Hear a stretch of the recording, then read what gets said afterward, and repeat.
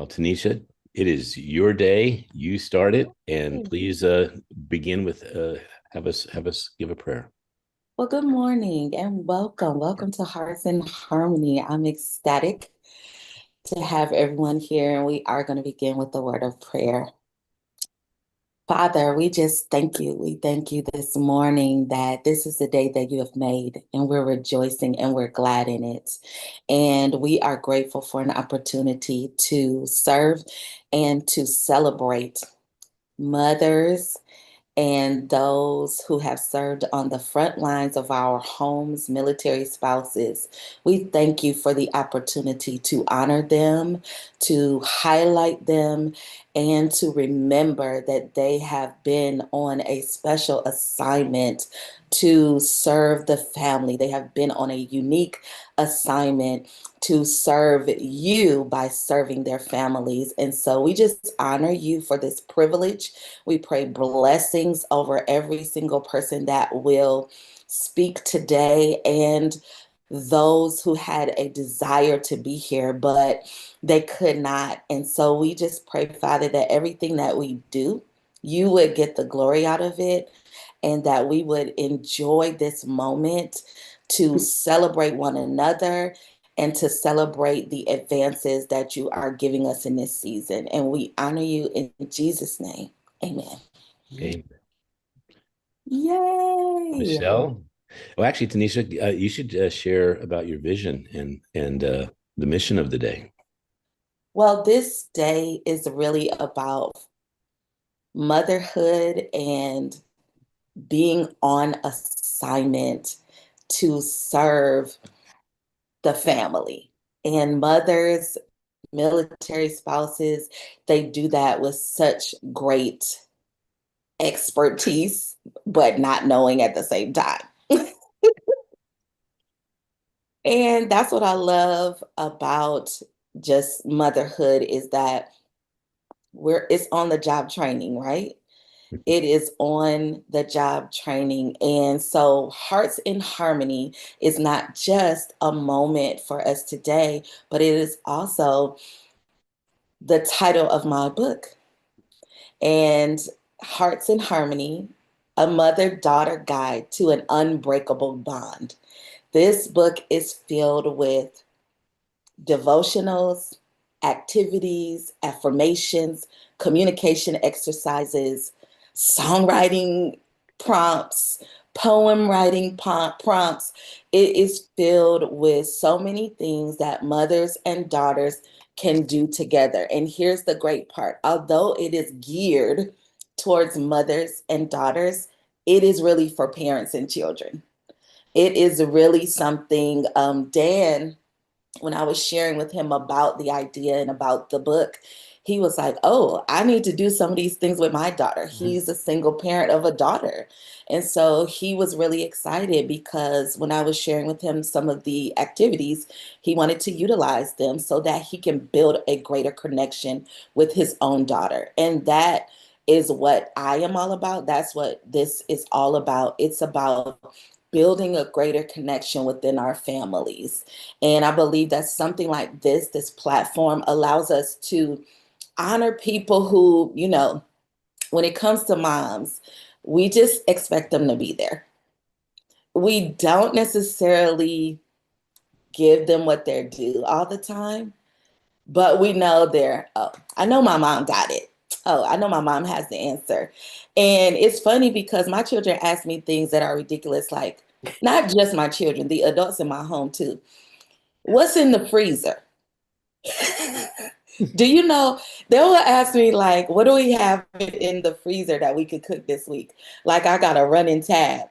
And sometimes I know, and sometimes I don't, but it's like they expect me to know what's in the deep freezer. And I'm like, sugar, I don't know. I gotta go look just like you. But that's how we think that about moms. We think they know all the details, all the little things. And so I think it's important for us to celebrate them at a moment when it's close to Mother's Day, but it's not Mother's Day. Um, because moms, we give a lot. We give and give and give. And we deserve a moment to say, you know what? Here's what it means to me to be a mom, and here's how motherhood has impacted and influenced me. And so I'm grateful to have this Hearts in Harmony. Hearts in Harmony is not just about um, it's about the connection that we have heart to heart, mother and child, but it's also about the music that we make together in our relationship and how music, I'm a music person, I know Michelle is a music person, and so it influences every part of our life. And so I love that. And I'm really excited about this. And I'm happy to have this opportunity. I appreciate you, Dr. Smiley, for creating this opportunity for me, for Michelle, for being such a great mentor and support and encourager. And I am looking forward to what everyone is going to say today, because mother is not just about the mothers that we see every day, but the ones who we don't. Mhm. Because Michelle and I have lost our moms, but there's an influence still there. And we had to learn that our moms did the best they could with what they had.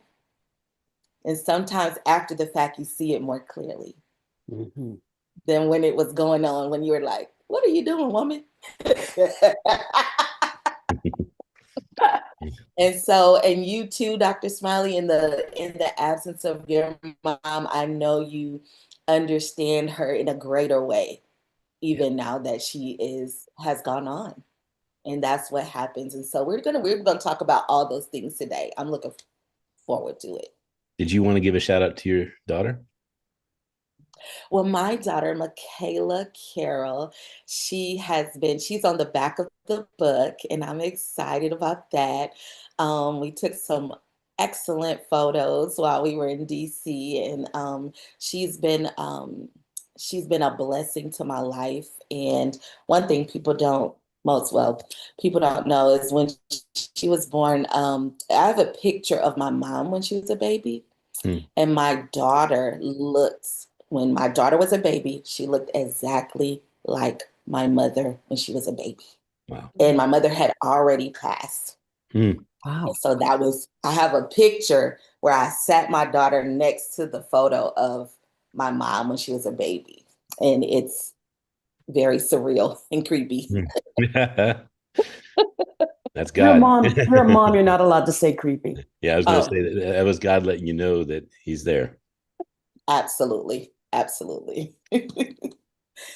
Well, I'm so proud to be part of this, and I'm more excited than you can imagine that you would have come up with this. There was no nudge, there was no I hope, and you just said this is what is important to me. And so before we go to Michelle, I just want to thank you for creating this day, because it means a lot when leaders are rising in a team, and every single team member has a voice, and every single team member is sharing the support of what it is to wake the world up with positivity. So thank you, Tanisha. Yeah, Thank thank you. And Michelle? Ken, before you try handing it off to me, I think we should go to the man who made it all happen. This is your company, Perfect Publishing. So I think you, as a man who loves his mommy, can share why you believe that Hearts and Harmony, Mother's Day, and spouses are so important. I'm passing to you. Okay.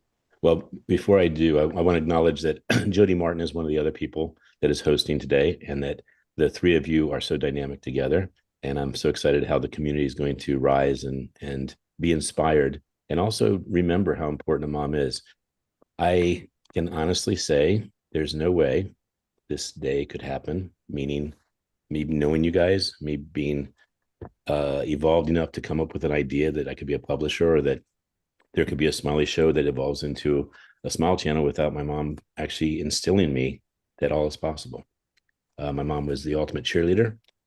Anytime I failed, which I failed a lot, she never said you can't. She always says you can do it. And so I went back and went and tried again.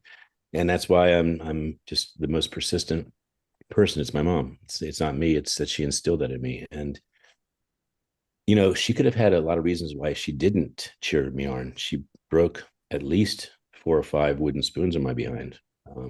I was not exactly the easiest child. My brother and sister are a testament, a testament that they went through the entire childhood and teenage years without any type of punishment, consequence, or anything. And I got in a lot of trouble. So I'll say my mom had a lot of patience. I mean, you're looking at a kid that painted walls, painted couches, cut hair without permission. I mean, just all kinds of crazy stuff. And so this day is a day where I smile because my mom was so gracious, and I smile because she made me a believer. She made me dream that anything is possible. And when you want to change the world, you need a mom like that. So I love my mom so much. And I when she was passing, I actually said to her, even though she may not have mentally, I think spiritually, she got that I would be a tribute to her life.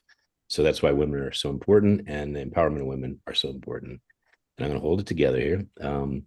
By the way, ladies, you both look fantastic. You look beautiful.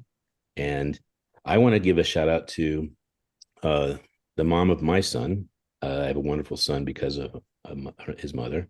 I also want to give a shout out to my sister, who's a wonderful mom and raises two beautiful kids, and to my two wonderful nephews of my brother. Their mom obviously made them the great men that they are too. So I have a lot of moms to thank today. Yeah. I do want to do a side note that this day is for moms. We are also doing, for any of you that hear this that would like to be a man that says how great a mom is, and that we have Tupac has inspired this next saying, which is we want to have a Dear Mama Day. And Dear Mama Day is a day where you can connect with me. We will do a message that we will clean up and you can share with your mom, but it will be aired on the Smile Channel. And it's a tribute to sons to moms, and to people that have lost their mom, and to those who even want to come out to our studio and get a photo with their mom. It's all a thank you for moms. I wanted to, I guess, share something about today. Today's the day that, a mom gives birth. And because of all the feminine energy and the feminine leadership in this group, in this community, it's inspired me that this would be the day that we launch the most important community piece we've ever done. I mean, we've done amazing community events, but this is the first time we are launching something. And our wonderful developer, Faizan Manzoor, without you understanding these women and this team, I don't think you could have built something and developed it so beautifully. So without further ado, I'm going to send a request to the powers that be so I can show off the site. And I'm going to just show three things. When you're watching this, know that you are being invited to join this site. So this is the site right here. And your story deserves a platform. We have 300 leaders on the site. They are all authors, speakers, podcasters, and influencers. And what I love about this site is you can actually search people. Tanisha right here is searchable. And I think because we're on a Zoom link, I think it's slowed down a bit, but you can actually click a profile. And when you click the profile, you're able to see her stories. You're able to read her books. Today is her day. So I would like to remind everyone that you can go and buy her book on Amazon for only 99 cents, I believe it is. So she has her books here, and she has a book she'll be featuring. And these are all the programs she's done. And she is a very big player on the site. The other part of it that is so exciting is we have a place where you can support each author. It's called the Reader Leaderboard. And in only 10 days, we have done 922 reviews. And these are the people that are contributing to the community. These are some of the books that are in the top as far as reviews. But this is a total of 216 books that have been touched by people that care about leadership, that care about the community. So I hope that everyone listening today takes advantage of a wonderful offer we're doing to thank people that are listening and being leaders and be part of the support system that you deserve to be. And I love the word deserve. The word deserve. A mom deserves a day. A mom deserves a year to be thanked. And, ask that wonderful person, how can I make your day happy today? It doesn't have to be Mother's Day. It can be every day. How can I make you happy today? What can I do that would make you happy? And I am very excited that most of the women on the site are entrepreneurs, authors, and mommies. So I yield to you, Michelle, and thank you both for an opportunity to share how important my mom is. Thank you for sharing, Dr. Smiley. Now, when Tanisha said she was going to launch her book today, and that we wanted it to be a Mother's Day, but it's also a Spouse's Day. I mean, we were going through this whole conglomeration of, do we do back-to-back events or can we combine them? And I thought, I am a military spouse and I am a mom. And I think, why can't we do us together? We are both mothers and spouses, are home front watchers. And it's it's a very emotional topic for me because I grew up on a military base. My father's military, so I grew up overseas with a foreign mother taking care of half American, American kids in a foreign land where we all had to represent America. And that our behavior reflected all of America. And my mother was very foundational in you stand up for what you believe in, you be the best human you can possibly be while still respecting the country you're in. Now, think about that kind of concept that our mother had to do. And I think all of those spouses, back then it was all women. Spouses were all women. Nowadays you've got spouses who are men too. But the thing is to be able to walk that line of guidance, patriotism, motherhood with crazy kids living out in the Philippines, and I think, wow, I used to get upset with my mom because she would say, do what you want to do, but know there are consequences. That's all she would say. And we'd go out and do something stupid. And sure enough, there was a consequence for that. And especially overseas, because you could be put on international hold. There was a lot of things that happened overseas. And when we were talking and bring this concept together, I thought, Tanisha, your book is guiding mothers and daughters together. And it wasn't until my mother passed that I realized how important it was for mothers and daughters to have a stronger bond.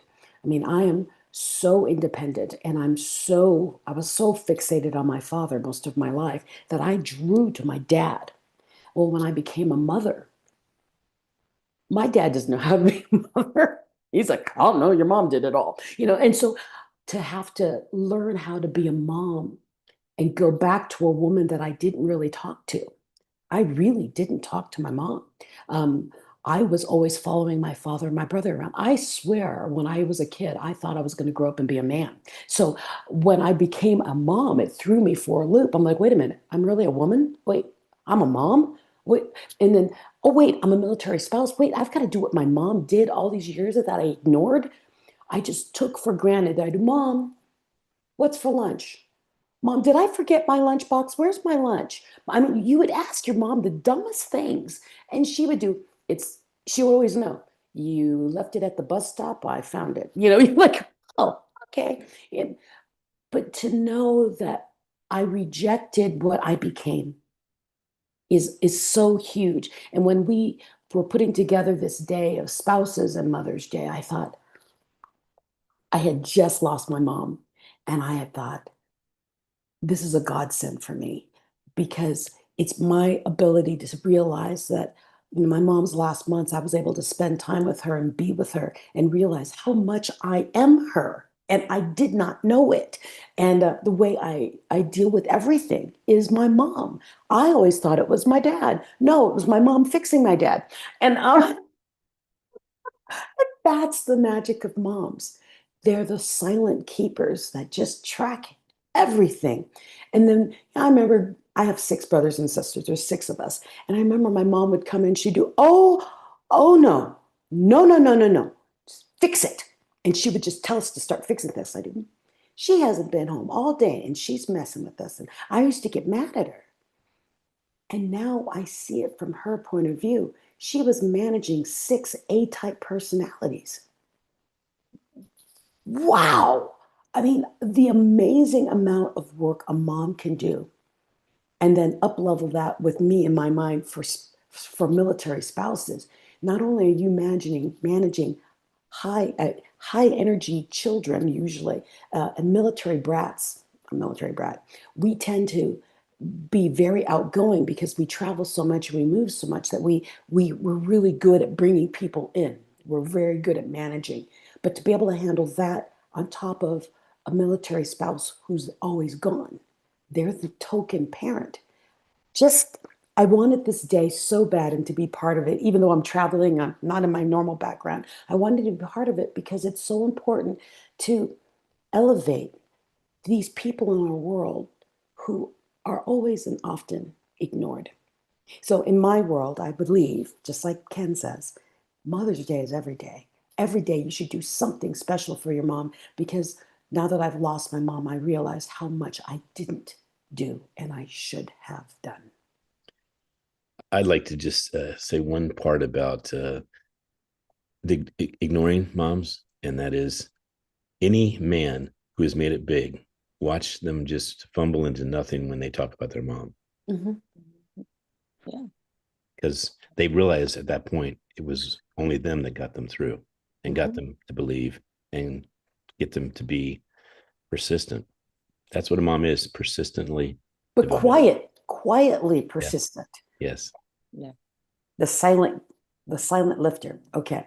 So I'm leaving the stage. I'm going to be leaving the stage too, because we have Tanisha, who is going to be introducing our next speakers. So, Tanisha, thank you again for creating a day that we will never know the ripple effect, but I know it's going to be big. And thank you Thank so you much so for much. allowing me to be part of this. I'm excited. Thank you, ladies and gentlemen. Thank See you. you in a bit. God bless.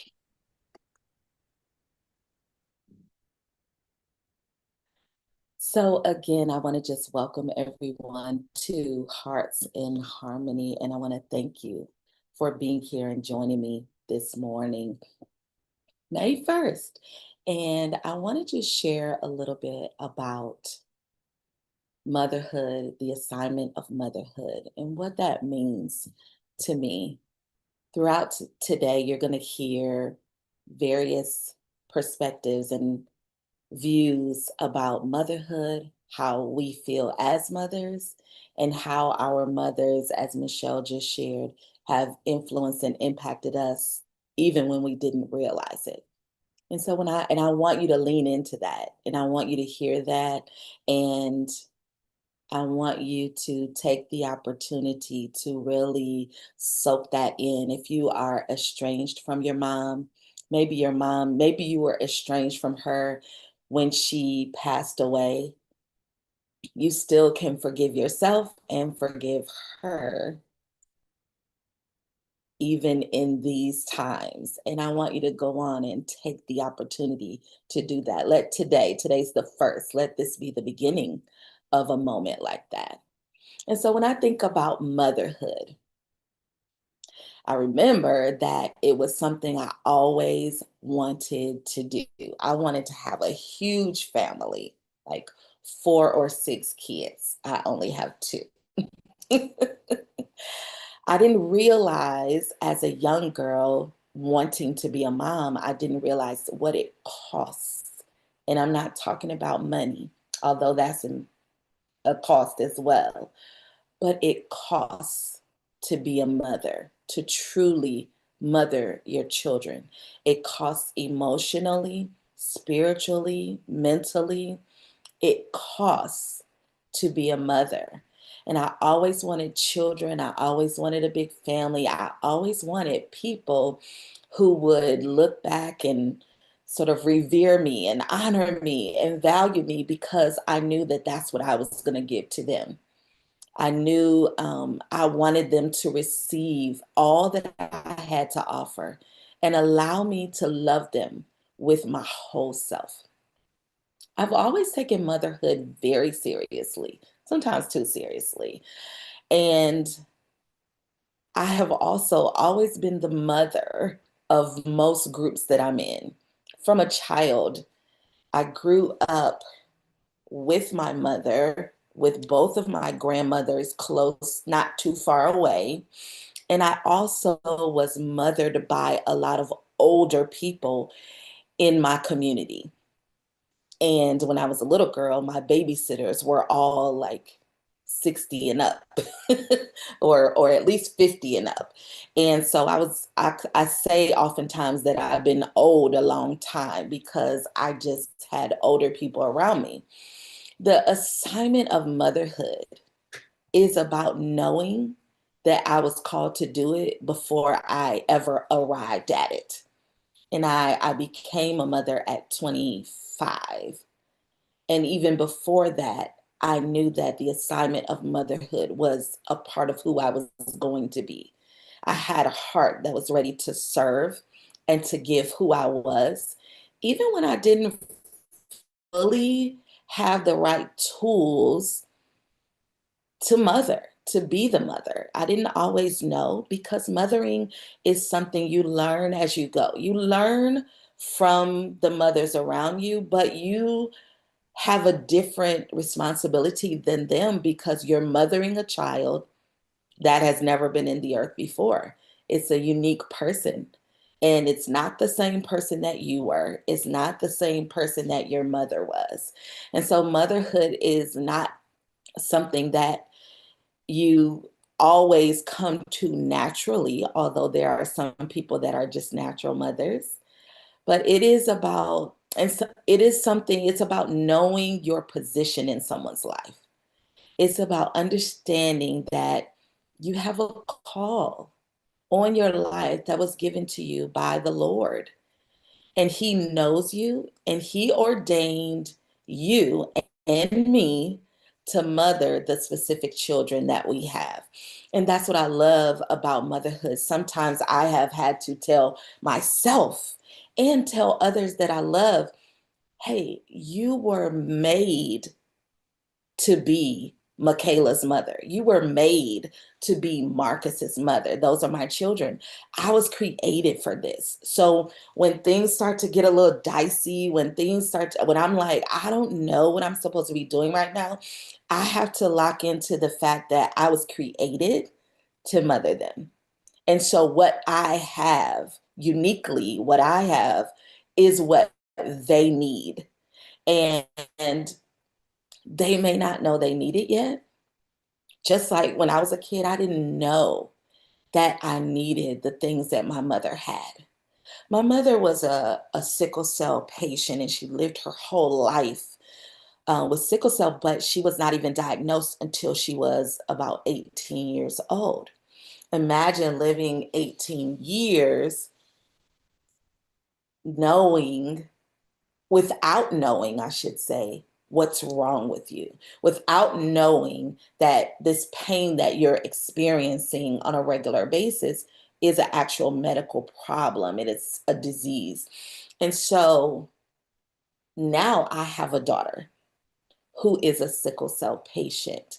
I know things about her life because I lived it with my own mother, and I served my mother when she was ill. I mean, I did things, and although I was the youngest, I was the second mother. And so I would have to get on to my brother and say, hey, your mom needs this, mom needs that. And so I learned how to endure because of my mother, because she endured a lot of things. And I learned how to love God because my mother took us to church and she lived a life, she cared about the word of God.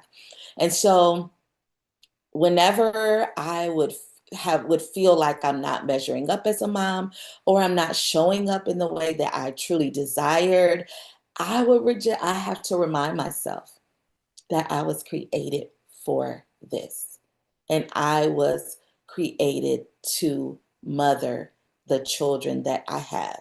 There's some other special people in my life that I also have a mothering spirit with, and they receive me as that. And that's the thing about motherhood is we also have to be received as the mother, as that voice, as that person. And being a mother has been a joy of my life. It's something that I always wanted to be. And just a few years ago, I realized that this is what I wanted my life to be a mother. I didn't know it was going to be this hard. I didn't know the things that I would have to go through in order to produce the person that I am. I'm not the same mother today that I was 19, almost 20 years ago when I first became a mother. I'm not the same person. And my son will tell you that agree with you that I'm not the same person, because one time he saw me dealing with a little child and he was like, I don't know who this person is because this is not my mother. This is not how I was dealt with as a child. And and it's funny because I was a hard mother when I was younger. I'm still kind of tough, but I'm definitely not as tough as I was when I first had my son, because my mom was a tough lady. And so it was about following the rules. But what I have learned is that it's not about perfection.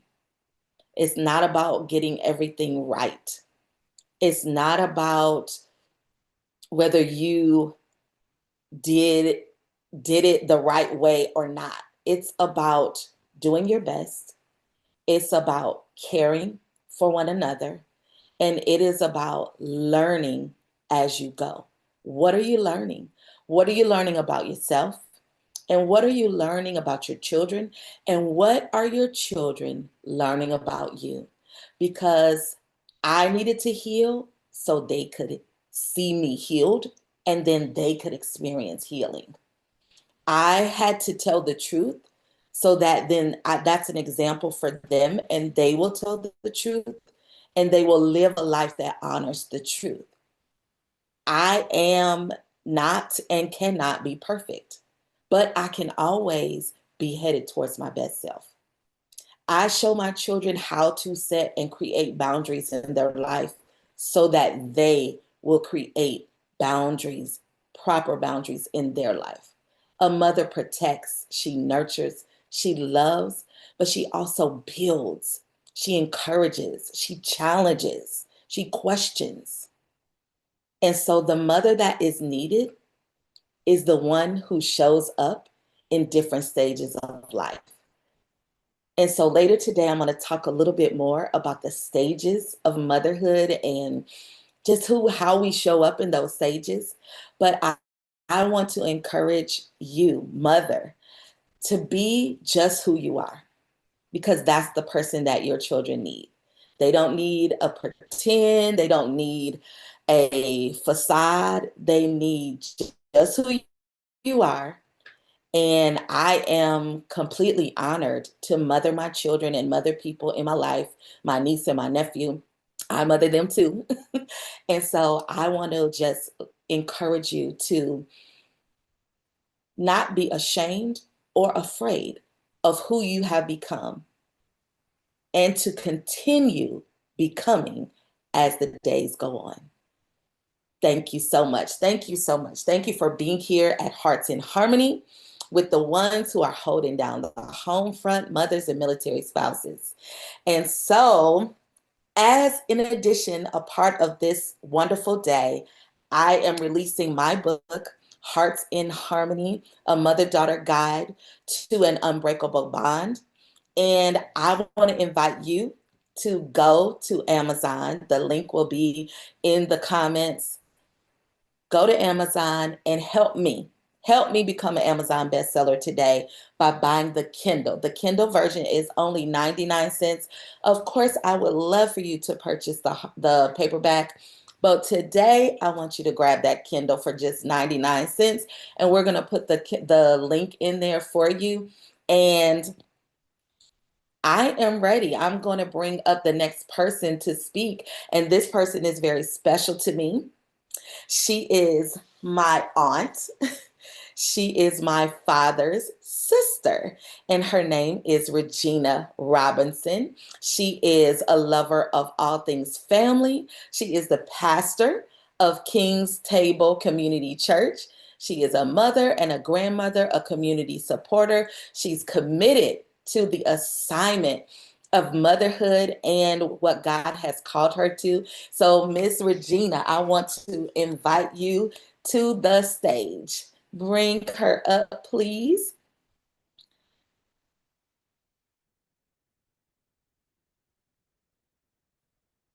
So, as she's coming, I want to just thank everyone for being here, especially Dr. Smiley. I want to shout you out. Coming, you can turn your camera on. Wonderful. Hello, you good? It's good to see you, and I am so proud of you. I Thank am so excited to be here with you. Um, don't know what I'm supposed to say, but I do know that I had a blessed mother. Yes. I want to And give you, I want you, I'm going to close my camera and I'm going to let you talk about your mother and your experience in motherhood. Okay. okay, Okay. all right. My mother, I've always wanted to be a mother because I saw her be a mother. And as my niece was saying, Tanisha was saying, you don't know what it's like to be a mother till you are a mother. And when you're playing with dolls and playing dress up and house and that, you think, oh, mother, I always want to be a mother, have children, and the husband goes off to work, this, that, and the other. I saw her do that, but there was more to being a mother than I could have ever imagined until I had my child at an early age. And I looked at her and I said, I am a mother. I have someone that I have to pour into and to be with her. What a blessing. I thought, but it was scary also because all I saw was mom cooking, cleaning. She was everything to us. There was 10 of us. And as was said, when someone was talking about how could they manage, one person manage all those personalities, knowing everything about each and every one, and a husband and ran a household. She was the nurse, psychologist, therapist. She was the doctor. She was everything. She was the teacher, and she didn't even graduate from high school. She ended up getting her GED while she was raising us and had her own business. That's the type of mother, but she showed us perseverance. She showed us love, and she also gave us faith. We learned the trust in God. We learned that when she walked, she walked. She gave grace to us, even when we didn't want it, even when we didn't deserve it sometimes. She loved us. She loved us through pain. She loved us through trials and tribulations. And the word of God is good at that. She taught me to love, even when someone hurt us. And she taught us to care about one another too. Because as brothers and sisters, we wanted to talk about each other and do this, that, and do. But she showed us to love one another. She was someone that showed me that in spite of what she went through, hardships, raising children, and not only that, raising her own siblings and loving them. And not only that, she our house was a house of plenty because people wanted to always come because she was that person. She taught us what it was to, even when we didn't even think we had anything, we had so much more. We had more than anybody could ever imagine. No, maybe we didn't go on those vacations like everybody else, but she made it seem like it was a beautiful thing. And we never knew what we didn't have because we had so much. And even as I grew up and got married and talked to her, she became my friend. She became my confidant, my prayer partner.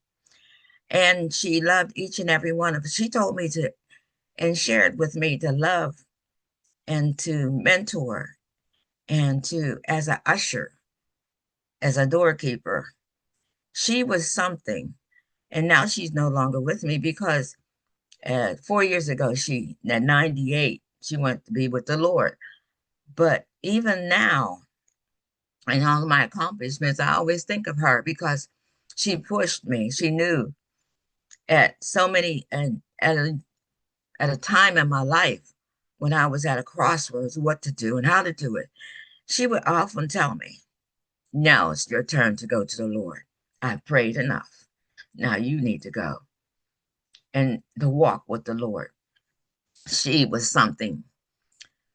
She saw me before she passed to graduate and walk across the stage and get something she always wanted me to have.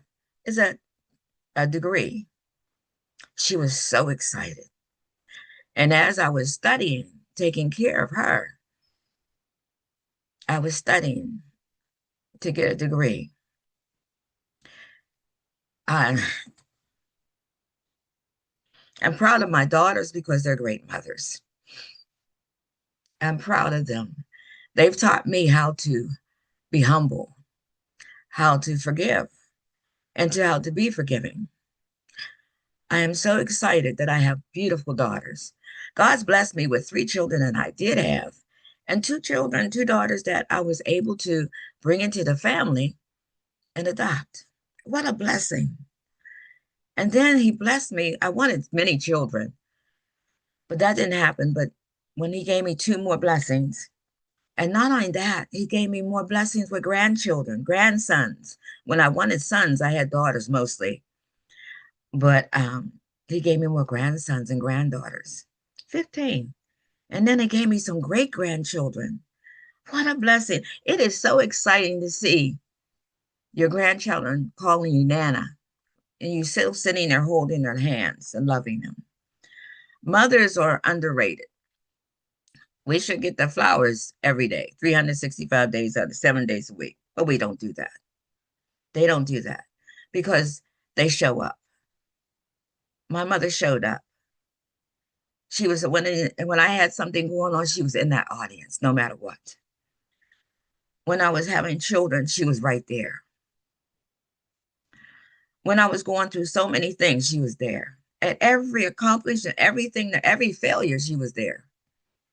It's okay, baby. It's all right. It's a journey, she would say. And she'll always be there. But I saw her persevere through so many things, opening her own business, being a mother and a grandmother to the children that she had in daycare. For 30 years, she had a daycare. They called her Nana. I'm Nana too. But she was Nana.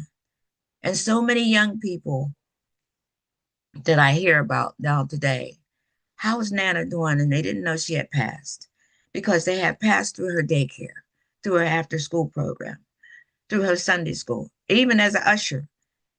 She gave grace to people. She taught me that it's not, sometimes people say things that they're going through it and they don't even understand what they're going through, but you have to give them grace too. She was a woman of God. I talk about her, I miss her, and I talk to her all the time. When I'm going through something, Mommy, what would, and I know she would tell me, it's okay. Be anxious for nothing, but keep on praying. Keep on smiling. I'm walking, talking to her. Nothing, it's not about my dad. And Father's Day will be here, but he was a good man too. But it was about the one that always showed up no matter what. And she prepared me for things that I didn't even think I would be prepared for. She would prepare me for when my grandmother passed. She taught me how to do everything for that. And I was wondering, why am I doing this? And then because she prepared me for so many things, I was prepared when she left. I was prepared to even train people, even show people, even when they didn't understand things, communicate a way that was good and not judgmental. Not because I thought they knew it, because there were things that I thought my mother left out some things, but she only did what she could do. And what she had, she only gave what she could give. And I'm realizing that more and more about her. And it's my time up, my dear. I love it. I love it. I'm just going to say this. We Hostens can talk. Can. And can. I And was we like, let me can. go get my auntie. I know.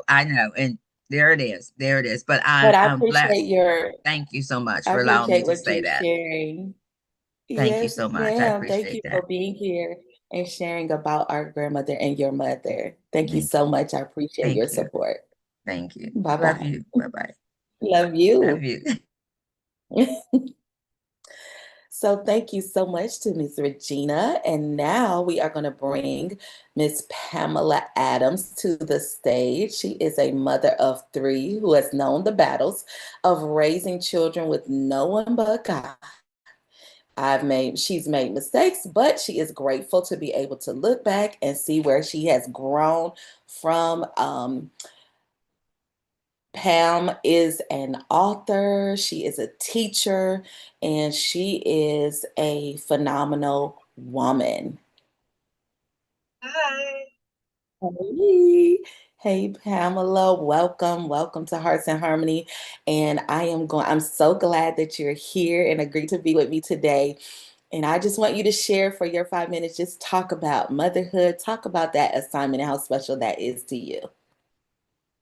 I mean, motherhood has been it's like a roller coaster. I'm just grateful for the opportunity, first and foremost, to be here to discuss my journey as being a mother.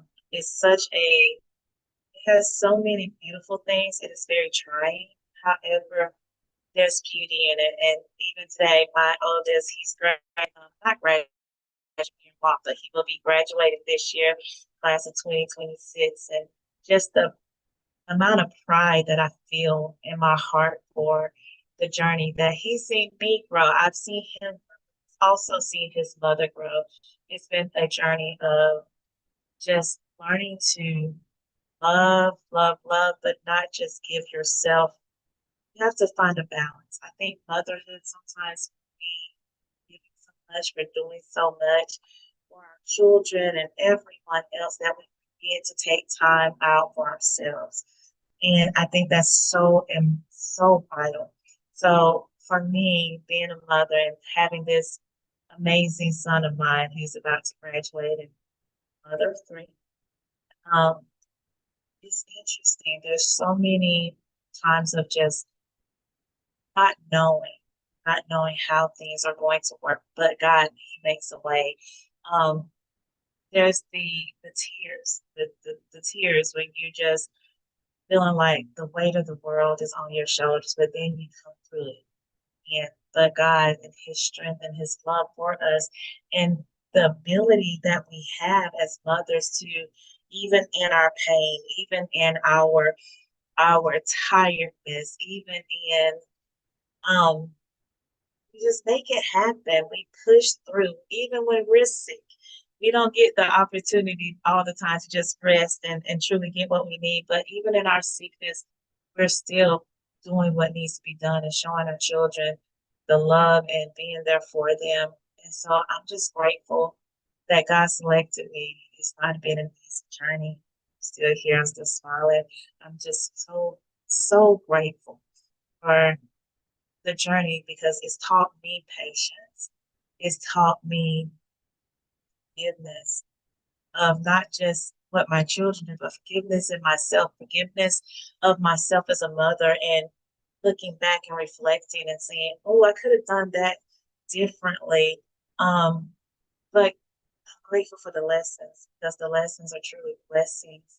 And I'm able to share those things with others and just hopefully be a light in their lives and say, hey, give yourself some grace, give yourself a little mercy. It's okay.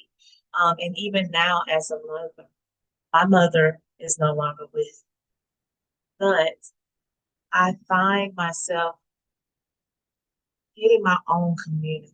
I think it's sometimes we wrap ourselves around our children a little too much. So you have to make sure that you have time for yourself, for the things that you like to do. Like I love art. God revived that love for me. So art from the heart was formed from that, and I'm give Him praise for that. Um, but yeah, just remember to make time for yourself. Remember to, if you're gonna fly, you gotta first love yourself before you give that. So make sure you're filling your cups, mothers, because you are worthy of rest. You're worthy of loving yourself. You're worthy of taking that break. You're worthy of listening to your body. You're worthy of saying no. You don't have to say yes to everything. So just remembering that you too need the love that you're giving out to those beautiful and precious children. Don't forget yourself in that. It's very important not to forget to love yourself as you're loving and so much. We want to be superwomen. Sometimes we got to take that super off and just um, love who we are. So I believe that's some of the things that really come to my heart, being a mother, not to forget yourself, not to just to love the kids, but they're gonna leave the house. Not to forget the things that make you you, not to forget who you are in the process. And I'm so grateful for this opportunity to speak with my friend Tanisha. So thank you so much, Tanisha, for granting me this opportunity. Thank you, Pamela. Thank you so much for being here. Such a special opportunity to just share about motherhood and what you have overcome and how you have grown as a human being. And I know how much that has impacted your children. They are just growing up. Yes, my baby, not baby, he's my first one, graduating, in a couple weeks, he's about to walk that stage and he's That's already wild. signed up with the military and, he's just going to be out and doing his thing, but I couldn't be more proud of the young man he's become. Watch Yeah, my daughter and my baby boy, they're becoming, and also seeing who I've become in the process it's been a blessing. absolutely. Absolutely. Well, thank you so much for being here. We appreciate you. Thank you, Queen. Take care. So as we are moving forward, what a wonderful opportunity to hear from all of these moms. And now we are going to hear from Miss Andrea Robinson, and she is a mother. She became a mother at 21 and is a proud mom of a 32-year-old daughter. Her journey reflects strength, growth, deep love, and she shares real and heartfelt motherhood experiences. She is also the daughter of Regina Robinson, who you recently heard from. And so she is my dear cousin, my sister cousin. Yes, And yes. so I am really honored to have people in my family who would come and support an event like this, but also people who are who have something to say, who have something really viable to say about motherhood and just about how we survive in this life, in the assignment that we've been called to as moms.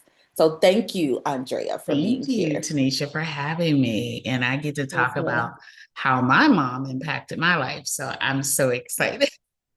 You have the stage.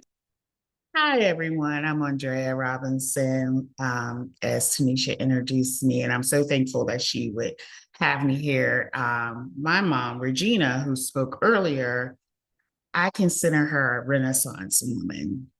My mom, like me, had me at 21 in a time where being a single mom, an unwed mom, I'm 54, wasn't really accepted in society. And so with that, she had a loving, supportive family that helped raise me until she married my stepdad when I was 1.5. But through that, I watched her evolve as a woman.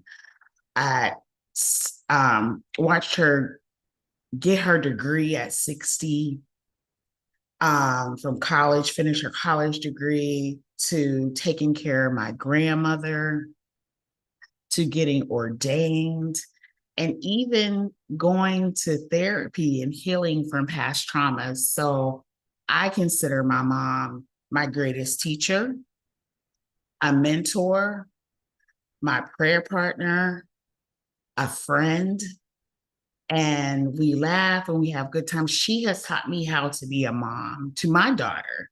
One of the greatest lessons my mom taught me was to always apologize when you're wrong.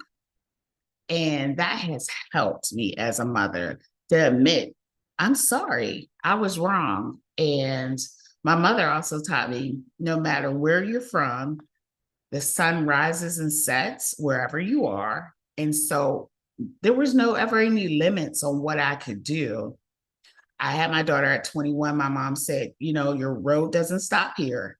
She helped me raise my daughter while I finished college. I was able to excel in college, go on to get my master's degree.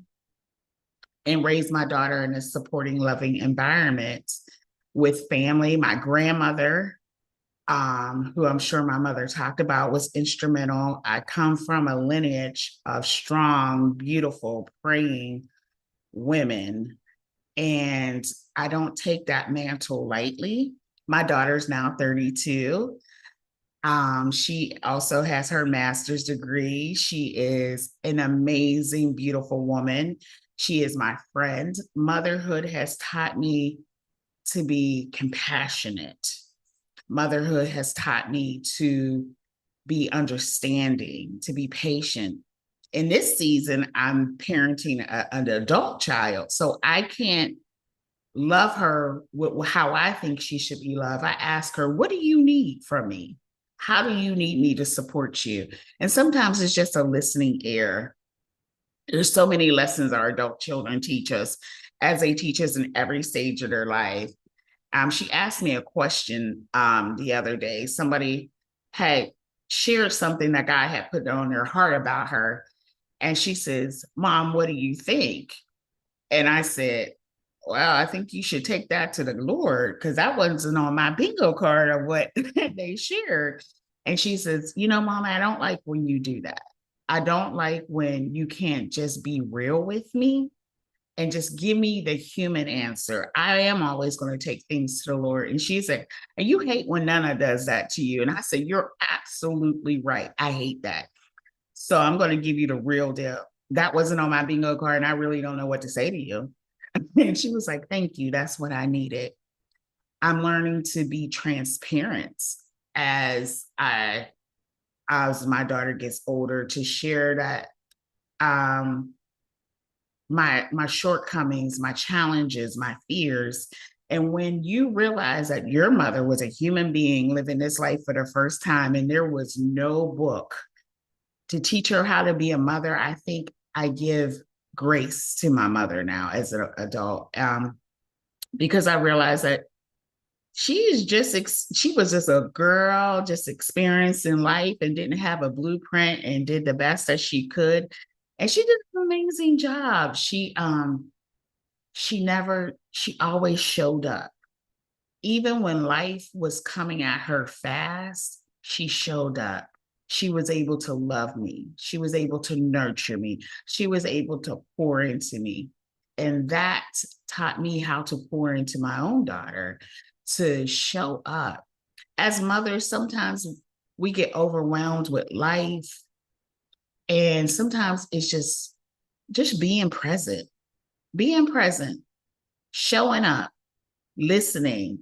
When my daughter was little, when I was in college and graduate school, whenever we got in a car, the car was a time where there were no rules, no boundaries. Well, there were boundaries, but I listened without judgment. We had fantastic talks from the time she was 4 to now that she's 32. The car is a place where we have deep conversations. We have funny conversations. We have enlightening conversations, and we get to know each other a little bit more. And I'm so thankful for that. I always said, my daughter came at a time in my life, and people would say, oh my gosh, your life was over at 21, you're in college. I can't believe you did that.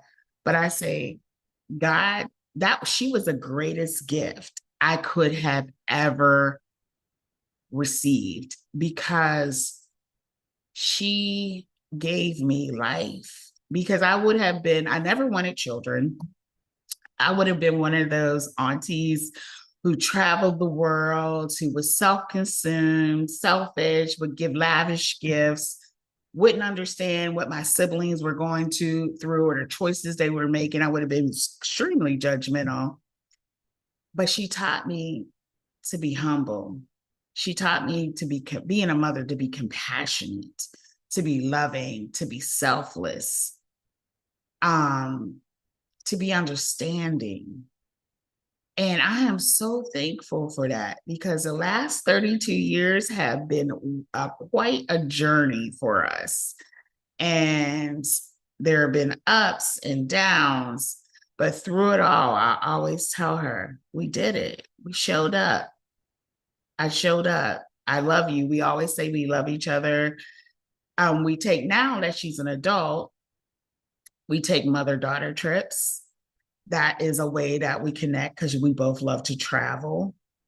But my own mom is amazing. And now my mom is in a different phase in her life. She is 75. And so I'm learning that she's aging gracefully, but I'm learning to be gentle with her. I'm more understanding with her, show a little mercy, and accepting her for who she is now in her life.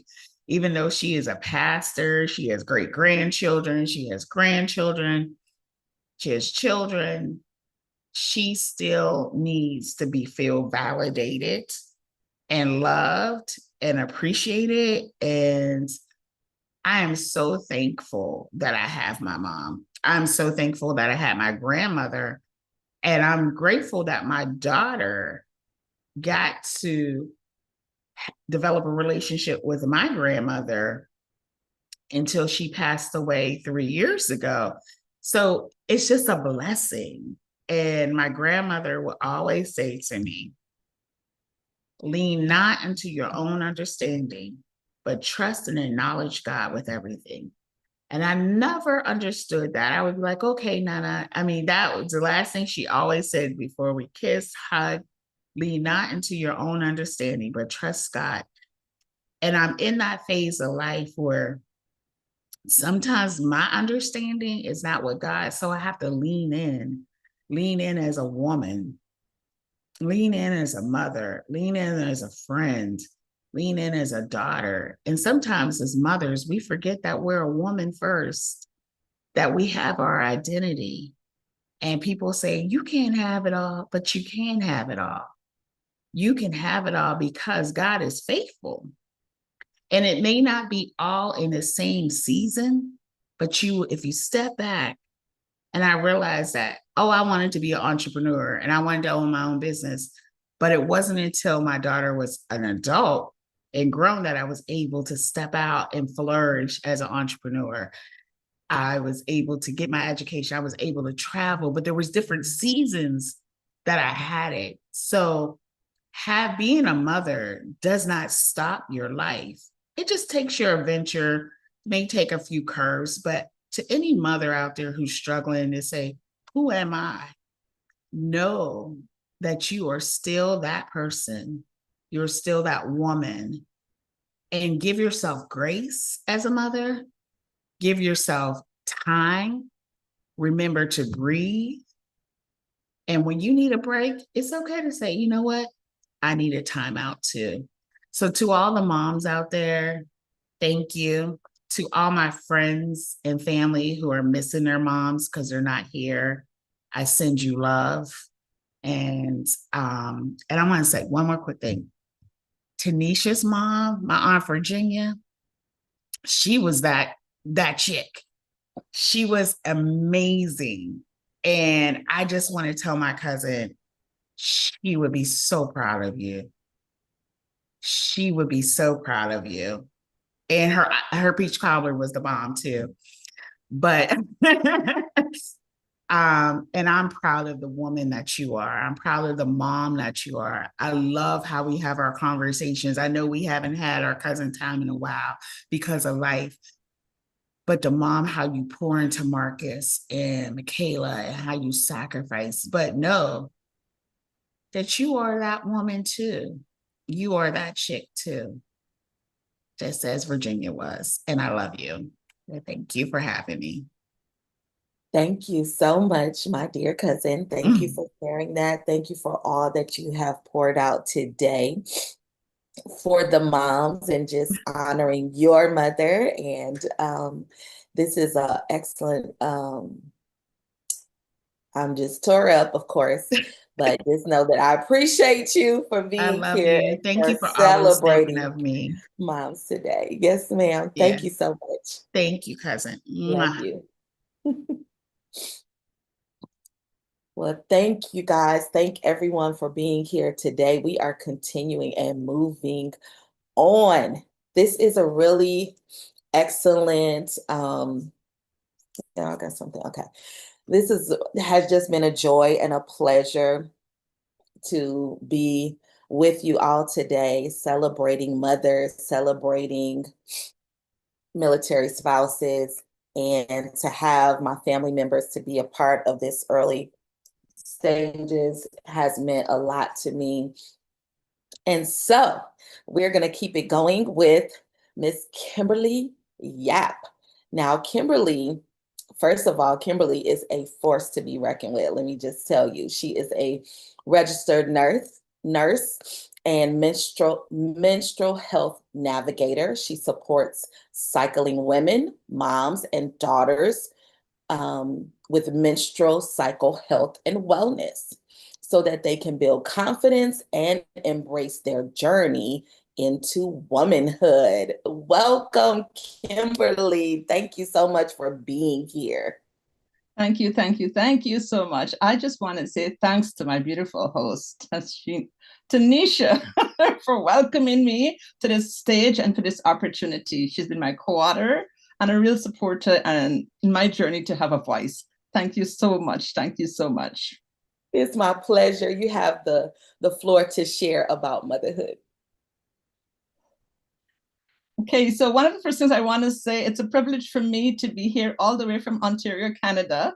I am not a part of a military family, but I sure know what it was like to be a mom on the front line during the COVID-19, fighting an enemy that you could not see. And I really want to thank God for that opportunity and the resilience that He gave us as mothers to work that extra layer on the battlefield. And my heart goes out to military moms and military spouses today. If I want to say a little bit about my mom, and my mom is no longer with me, and what I saw in my mom was sacrifice, was dedication. That's what I learned. That's what I know. And for where I am today, she believed in me. She has always been my greatest supporter. And so when I became the menstrual cycle navigator, she was the one behind me, doing all the dishes, doing all the laundries, just so that I can plug in to learn a system so as to be able to be an advocate for women's health. But before I became a menstrual cycle navigator, I first became a registered nurse. And then I became a wife to my husband, David, and had the opportunity to become the mother of 5 beautiful children, beautiful in God's eyes. They're now 3 adult young men, and I have 1 teenage daughter and a beautiful baby girl somewhere in heaven. One of the things is that their presence in my life has really helped to transform me into many and move me to many different paths. A holistic nutritionist, a women's health educator, a fertility care practitioner. As a mother of a stillborn baby, a new path was created for me. A path to really move me from pain to purpose. And it's a purpose that I'm passionate about today. I'm really passionate about helping women to understand the menstrual cycle and fertility. And so that's one of the reasons why I help women who are experiencing irregular cycles, painful periods, infertility challenges. And I do it with a passion to help them to navigate, to address those saboteurs that's wrecking their cycles so that they can, end that chaos, take control to become the mothers that they want to be, and to be fully present in their relationships, their career, and their families. And so that gives me a lot of joy as a mother to be able to reach back to help others to become mothers or stronger mothers as well. If I want to talk about the value and importance of motherhood to me in my own family, I work as a caregiver outside of the home, and I'm rewarded with wages. But as a caregiver in my home, I'm rewarded with their trust. My kids trusted me from the minute they opened their eyes outside in this world. They've trusted me to protect them, to nurture them, to provide for them, to keep them safe, to keep them healthy, to advocate for them, to teach them right, to teach them wrong. They trusted that I would do the research unknowingly when it came to their health issues, to fight the asthmas, to wake up in the night, to run to the emergency rooms, to deal with the food allergies and the cooking of different meals, to dealing with the learning disabilities, to moving above and beyond when it means not settling for the easiest pill or procedure. And what's rewarding as well is now, even as they are young adult men, and this young teen girl that I have, they trust me. And they trust me with that legacy of knowledge, knowing that what I'm passing down to them is truth, because they know that their mom, she's doing the research. And so even as I reflect and see what motherhood has done for me and how it has shifted me to become better, and what it has moved me into as a shy, reserved young woman turned wife and mother, motherhood has allowed me to challenge myself daily,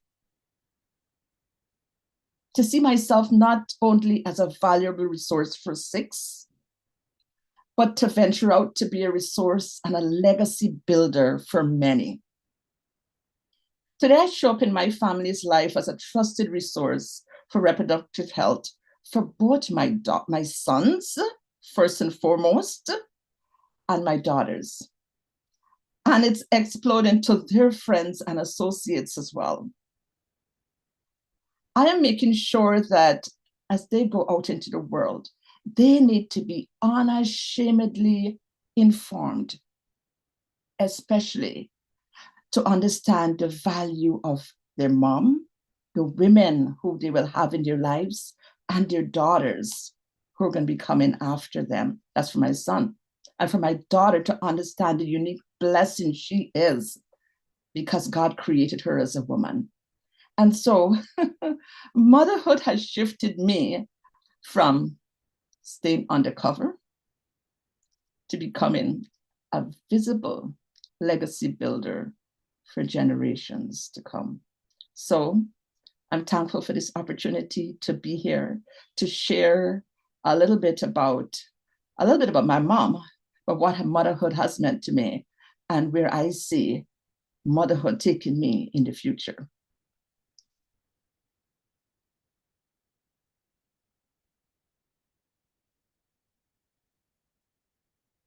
And this has been a very wonderful, wonderful, wonderful experience being here.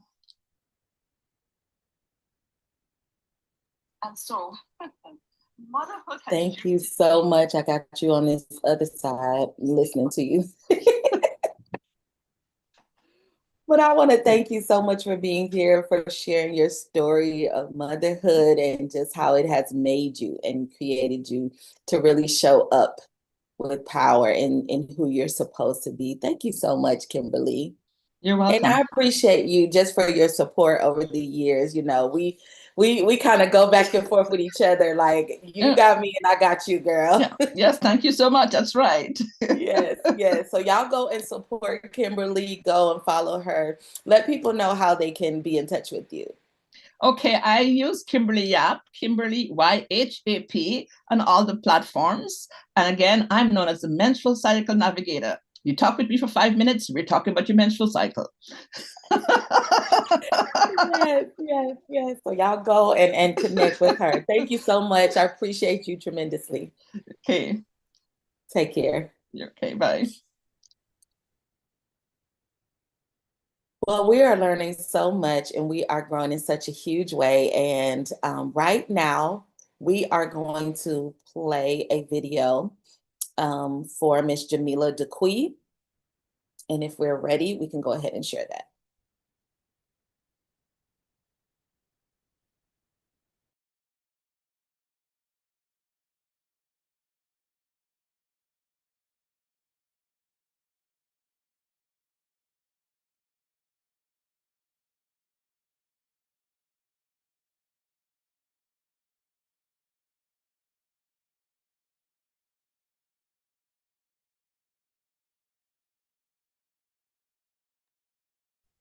Okay, is the video, I'm not sure, maybe the video's not ready. And which is fine. We will, let's see who's next. Okay. We will take just a pause for the cause. This is a great, you guys can let me know when, oh, okay, you ready. Thank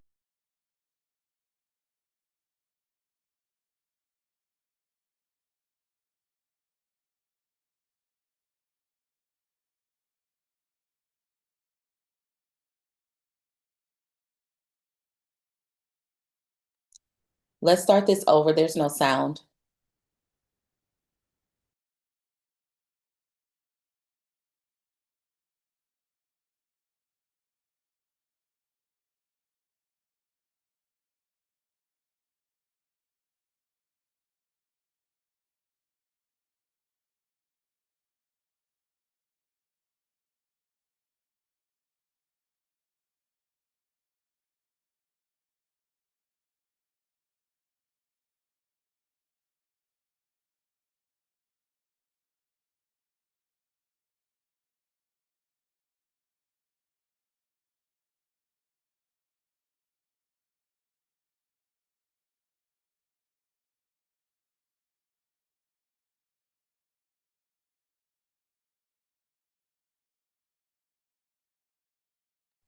We are going to pause that and get the sound together, and then we'll try it again. In the meantime, I want to just share with you, we're just going to take a pause for the cause, and you can put in the chat when you are ready.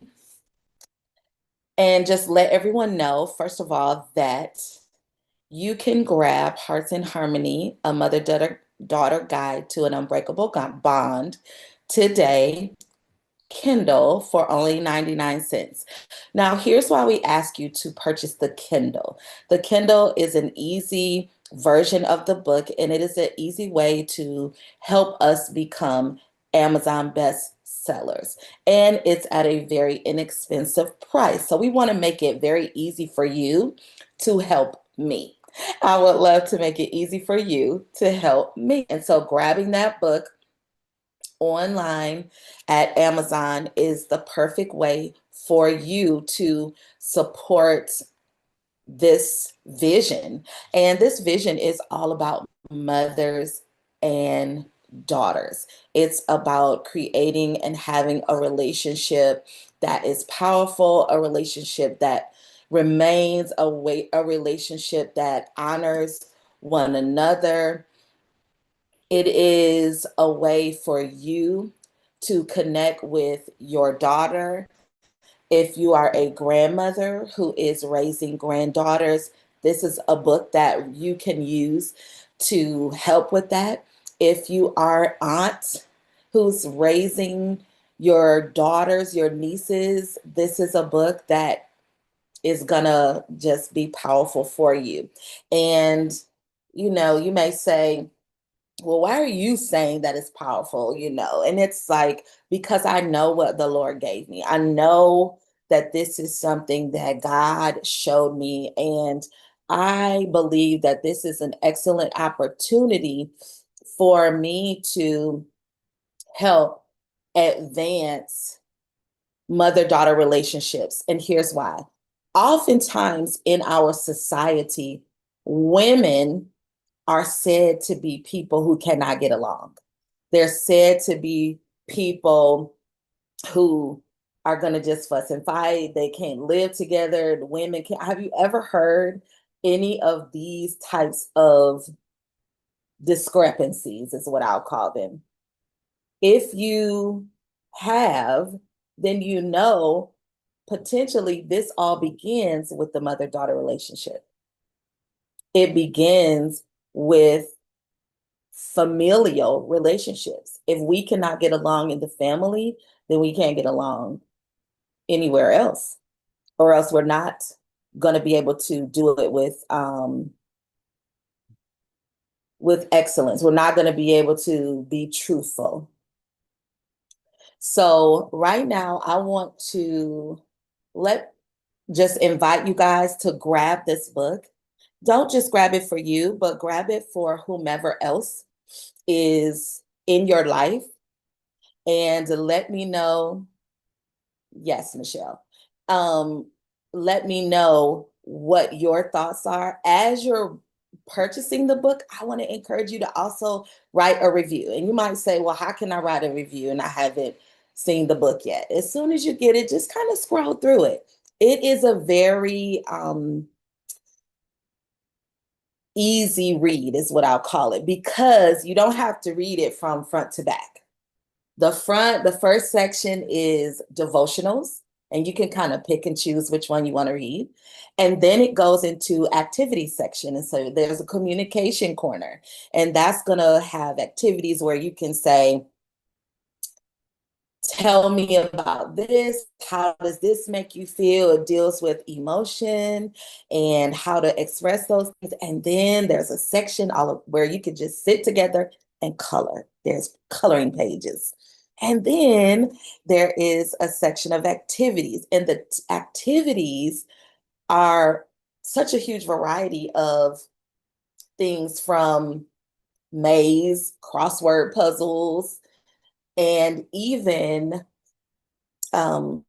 song starters. So I gave you a few words, fill in the blanks, and I give you a tune that you could sing to, but you can put your own words in to write a song together. And I love that, because writing music, I love writing, and I haven't done it in a while, and it's something that is burning in me to like really sit down and do again. But I enjoy writing, and I enjoy, creating songs. And so I really want to encourage you to take the opportunity to grab this book.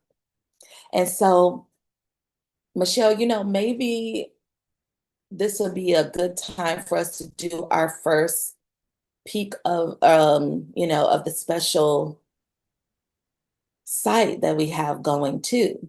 I agree, Is but right now I want to talk more about your book. So, Hearts Okay. and Harmony, it's the way that bringing moms together, but as we found out, also dads together with their daughters. It's an activity book to bring your children closer to you, your daughters closer to you.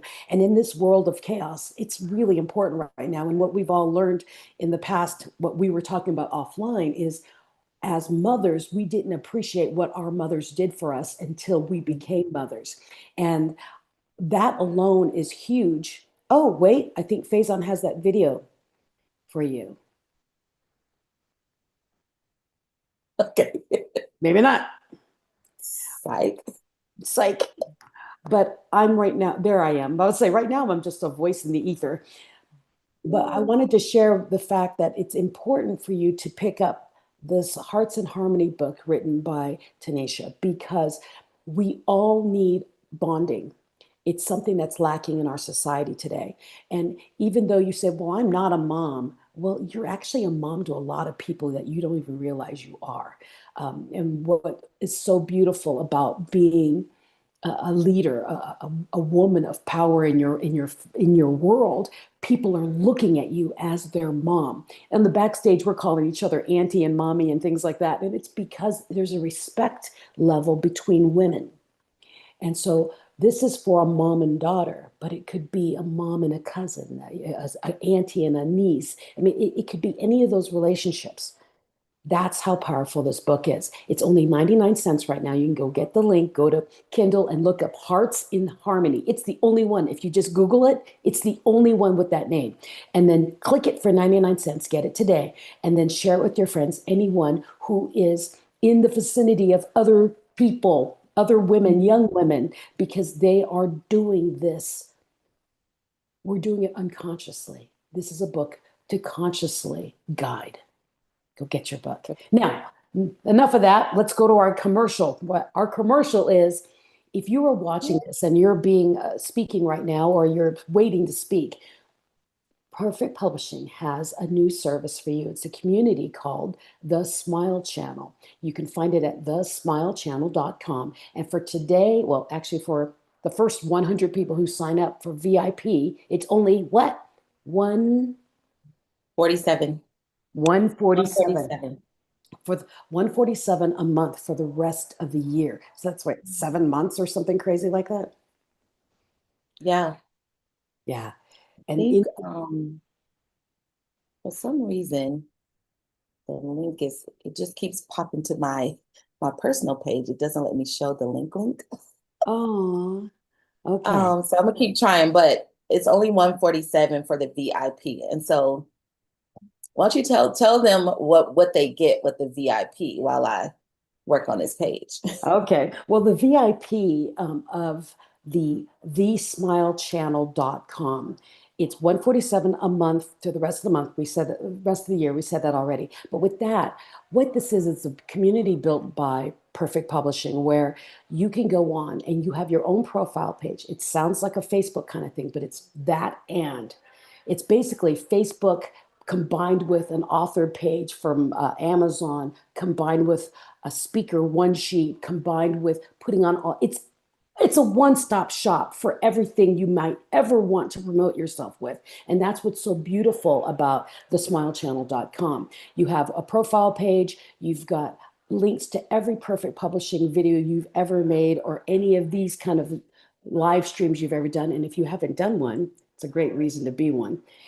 Now, you can put on books that you have links. It creates a one sheet for you. In VIP, you get a video intro. So you could upload a video of you saying, hi, my name is Dr. Michelle Moraz. I'm an international speaker, and I want to help you.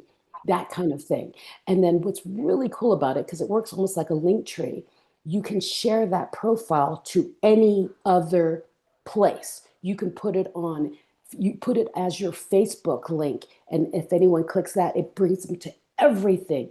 This thing that our bad guy Faison created is freaking amazing. I've been waiting for something like this for the past 10 years of my career, and he created it and made it sound like, oh, I just put this together. And as the rest of us in Perfect Publishing and all of our top authors were joining in, and we've been playing with it for a month or so, it is phenomenal. And so we're inviting all of you today, if you're listening, the first 100 who sign up for VIP today, go to thesmilechannel.com. Click purchase VIP. It'll pop up, don't worry. Click VIP and you will get the $147 a month price and get the ability to upload and switch and build all on the platform. It's what you've been waiting for. You just don't know it yet. Trust me, it's revolutionary. Thesmilechannel.com, 147 per month. And oh, there it is. Hey, got it. The founding members, 100, first 100. So you're going to say, but how am I going to know if I'm in the first 100? Well, if the price is 147, you're in the top 100. If it hits 199, then you know we're past Missed that. it. Yeah. So go do it. Go do it now. But oh my Yeah. gosh, Faison outdid himself. He did. It's a beautiful site. And just so you know, it's normally $199 and you will get it for $147 monthly until the end of this year. So for the next 7 months. So this is a huge value and we want you to participate in it because let me go back up here. If you're an author, if you're a podcaster, a speaker, a coach, this is a really excellent opportunity for you because you're able to take your YouTube channels, your YouTube videos and kind of put them all in one place. And so it's super easy to navigate. If you're an author, you can put all your books and your reviews. That is one of the things that's huge when it comes to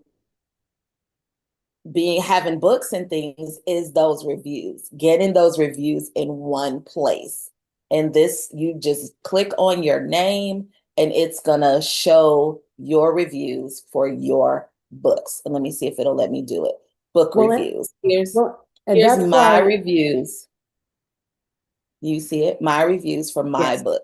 And it's just in one place for that one book. And then there's the other book, so we're going to be adding those, when you get Hearts in Harmony, we're going to add those reviews and that's going to be an excellent opportunity. Well, what's beautiful about the site is, like with me as a speaker and an author, people say, well, I want to learn more about you. Yes, they can go to my website, but with this, they can go see everything at once. They don't have to click another button to go see a video. It's there. Everything's there. So if you're a speaker, an author, and someone's like, well, I'd like you to come and talk about your book, or "Oh, if you're a speaker, I really would like you to come. I want to know more about you." And they do, well, give me something besides your website. This is it. It's an active site. It's the one that you want people to see deeper into who you are. It's beautiful. Yeah. Yeah. So come and join us. Come and join us over here on the Smile Channel. And I know you guys see it where it's the Smile Channel on our YouTube, but this is the Smile Channel community. Yeah, This so is the Smile Channel community. This is where we can support one another.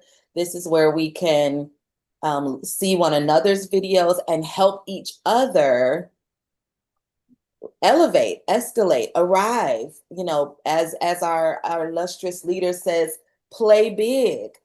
So make sure that you go and join us for just $147 per The- month. the And Smile you're gonna love it. Channel. TheSmileChannel.com, not The Smile Channel YouTube. TheSmileChannel.com. Do it now. Yes. And now Only this one 100 is definitely it's thesmilechannel.com/special. So if you go to the regular one, it's not going to see it, but we'll put this one in the comments so that this is just for the first 100. Give it a try. And don't forget to get Tanisha's book, Hearts in Harmony.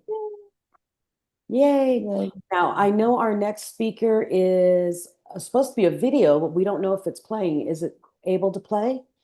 If it is, I'll jump off and we'll play the video. Jamila? Jamila's video. Technology, gotta love it. Gotta love it.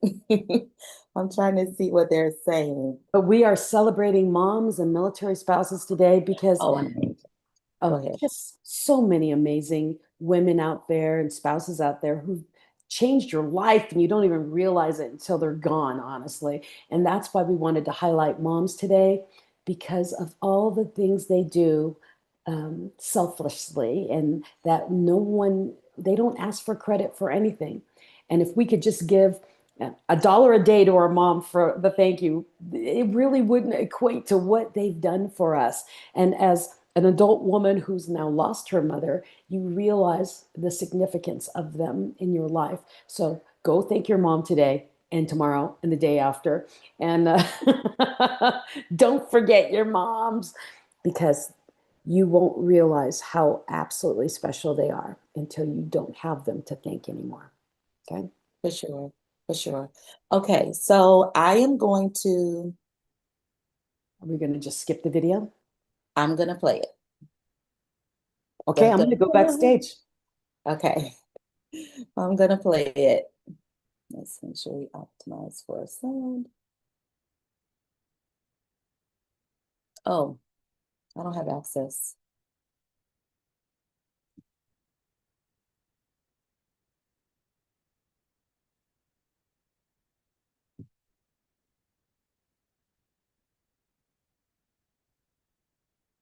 No.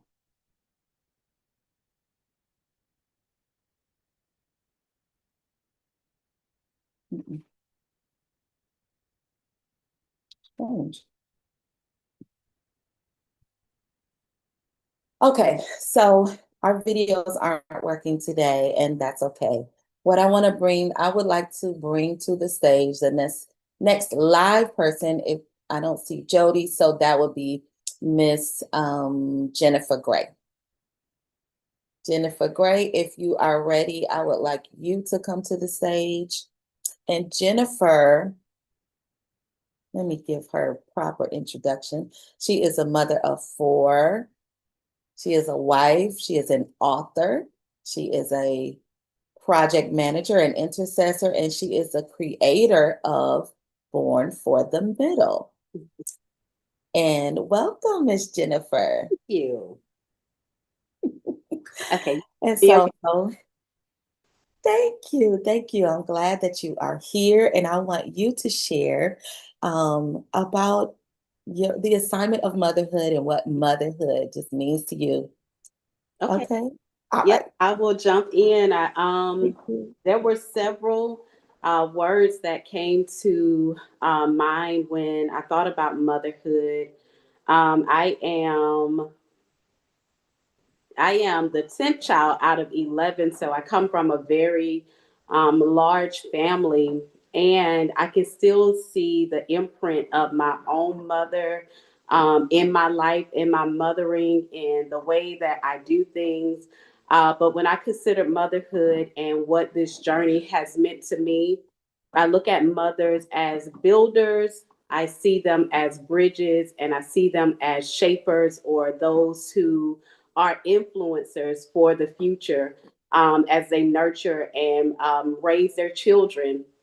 And so, the mother as a builder, when I think about myself as a mother and being a builder, we know that anytime you are building something, that it needs a very strong foundation in order for it to last and in order for it to stand and to have the ability to endure different storms and different trials or challenges that our children may face. And so I think about mothers as builders and how necessary it is for myself as a mother. It has been so necessary for me to lay a foundation of faith, to lay a foundation of prayer, to lay a foundation of having a relationship with God, to lay a foundation of having a moral compass for which my children are able to live by.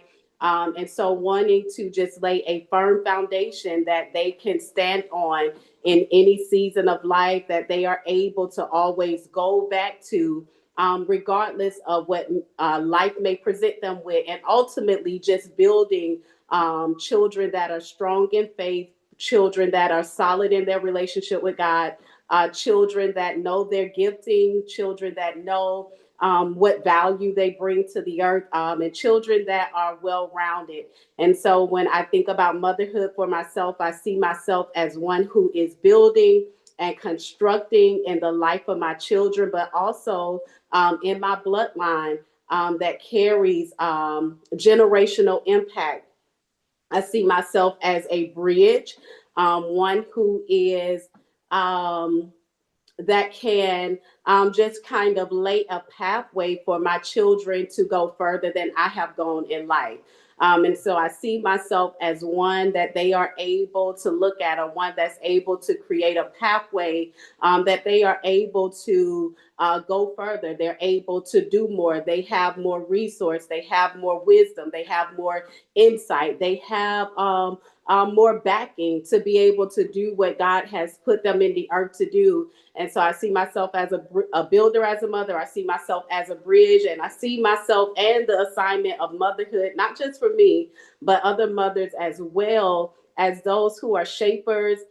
We know that in our current culture, we talk about influencers. We see how they are able to shape the way that we think and to shape the things that we like. They give voice, they give language to what's popular, to what's necessary. And I think that in some ways with motherhood, we do the very same thing. We are shaping the life of our children. We are their first influencers. We are their first representatives in the earth. And so we shape how they see life. We shape their worldviews. We are shaping them for the future. We're shaping them that they are able to stand, that they are able to carry legacy. They are able to impact generations beyond us. And so I am a builder in my assignment as a mother. I am a bridge. I am a shaper and an influencer in the life of my children. It requires the ability to carry in different seasons. It is not always easy in this assignment, and it requires endurance. It requires a laying down of my own life for theirs. It requires tenacity. It requires hearing from God. It requires strength. It requires community as well. I don't think that I would make it if I had not had people around me that could step in from time to time to help me in the rearing of my children, or just speaking into their life. And so it is It is a heavy call from the Lord. I see it as a call from God. The assignment of motherhood. It's a heavy call, but He graces us. He equips us with what we need to be able to do it. He strengthens us while we are in it to build, to influence, to impact them, to shape them, and to just bring out the best in them. And so it is an honor. It is even at this stage in life, it's always a need for the mother. There's wisdom that they carry. There's still wisdom that my mom carries. There's still strength that she carries in her smile. There is still just a need for the mom. And so I see it as something that I would never disconnect from. This is something that I have been wired to do, even as my children get older, even as my oldest is about to graduate high school.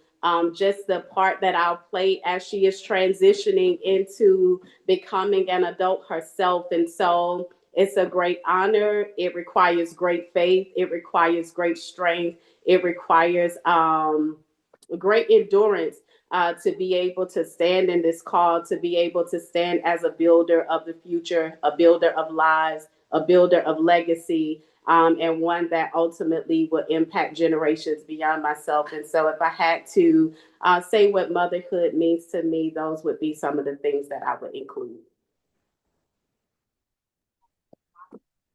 And that was a mouthful, yes.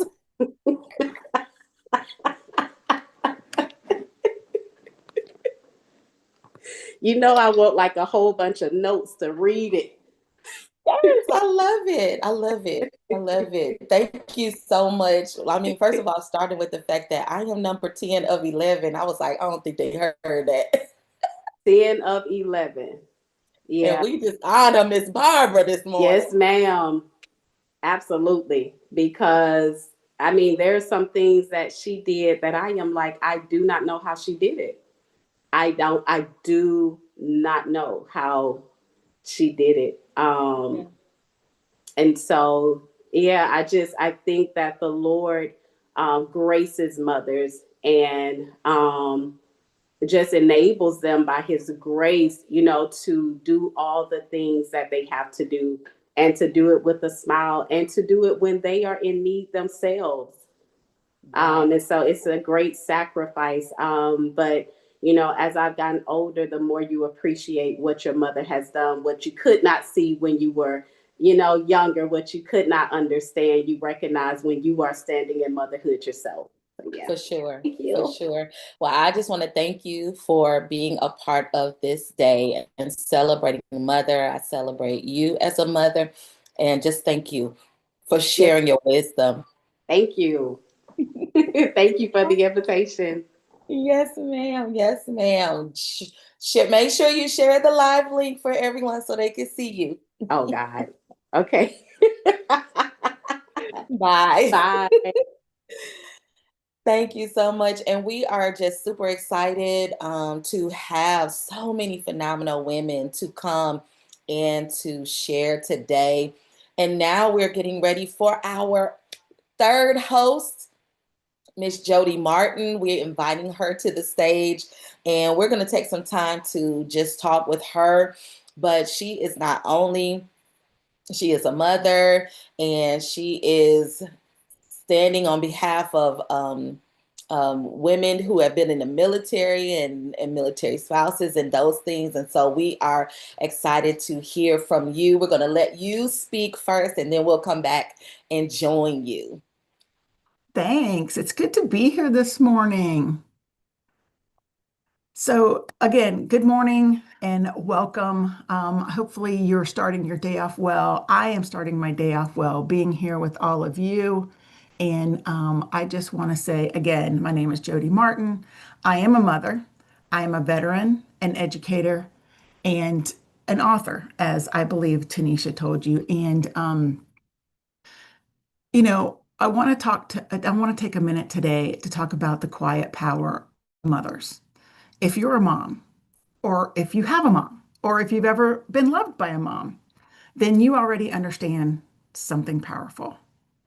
Mothers don't just raise children, we raise the future. And we're doing it in yoga pants, running on caffeine, reheating the same cup of coffee 3 times, and calling that balanced lifestyle. You know, I've had moments, you know, the ones at the end of the day, you are just done, like done. You finally sit down, maybe scroll through your phone for a couple of seconds just for some peace. And here comes that little voice behind you. Mom, can I ask you something? And internally you're thinking, please let this be about snacks. But it's not. It's, why did my friend stop talking to me? Do you ever get scared? And suddenly you're sitting in the middle of something sacred. You know, I remember one night specifically, everything had gone wrong that day. Nothing dramatic, just one of those death by 1,000 paper cut kind of days. And right when I thought I could clock out as a mom for the night, my child opened up about something that had clearly been weighing on them. And I had a choice: respond quickly or be present fully. And I'll be honest, there are days I don't get it right. But that night I did. And looking back later, I realized our kids don't need us at our best all day long, but they do need us in the moments that matter. And every mom has a version of that story. The car ride where your child suddenly tells you something big, staring straight ahead like they can't make eye contact. That bedtime stall that turns into a real conversation. Or that random Tuesday when your kid says something so deep you think, who are you? And when did you become this wise? Or the opposite, the moment you realize they're watching you very closely when you thought they weren't paying attention at all. But let's be honest, they ignore us when we say, please clean your room. But they will absolutely repeat something we said once 3 months ago in public at the worst possible time. That's influence, unfiltered and undefeated. Influence isn't built in big picture moments. It's built in how we handle being overwhelmed, how we talk to ourselves when things go wrong, how we treat the cashier, the teacher, the stranger, and maybe most importantly, how we come back after we mess up. I had a moment, not one I'm super proud of, where I was short, impatient, and just being a human. And later I circled back and said, hey, I didn't handle that well. I'm so sorry. And my child's response wasn't judgment. It was actually relief, because what I had showed in that moment wasn't perfection. It was accountability. And that's something they'll carry far longer than whatever I get right every day. And some moms are doing all of this while also answering a call to serve. They're serving something bigger than themselves. And yes, I'm talking about our military mothers. When you wear the uniform, you live in a world that demands strength, structure, and sacrifice. And when you come home and step into the role that requires softness, patience, and presence, and somehow you hold on to both. I've known military moms who help with homework after a 12-hour day that would have been that would have drained anybody else. They hold it together on the outside while quietly carrying the weight of separation on the inside. They miss important moments like birthdays, anniversaries, but they make the ones that they're present for count in ways that are unforgettable. And one thing I've noticed, their kids don't see what was missed. They feel what was given. There was a time when I had to show up strong in one space and then come home and show up soft in another. And I remember wondering, am I doing either one of these well? And then I'd see it in how my child handled a hard situation and how they spoke to somebody else and how they bounced back instead of breaking. Yep, they are learning from the combination of who I was, not in spite of it. Thank goodness. Military service doesn't complete, or not complete, it doesn't compete. Words matter. It doesn't compete with motherhood. It refines it, because you bring home leadership, resilience, perspective, and those aren't just things that help our kids, they shape who they become. And whether you've worn a uniform or not, every mother is here doing extraordinary and very ordinary moments. You're shaping how your children see themselves, shaping how they treat others, shaping how they respond to the world, even on days when it feels like all you did was keep everyone alive and maybe find matching socks, which honestly is a win.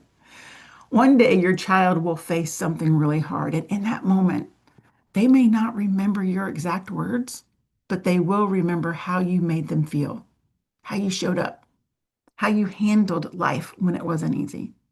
And without even realizing it, they will carry you into that moment. So when you wonder if it's enough, when the days feel long and the impact feels invisible, remember this. You don't have to be perfect. You just have to be present. Because your legacy as a mother isn't built in grand gestures. It's built in the everyday moments. And before you know it, those moments start shaping that little whole life. And that is how mothers change the future. And somehow, those are the ones that matter most. So if today felt like a lot, and I'm sure you might not have nailed it today, you're doing better than you think. You're showing up. You're doing great. And before I go, from one mom to another, I love you.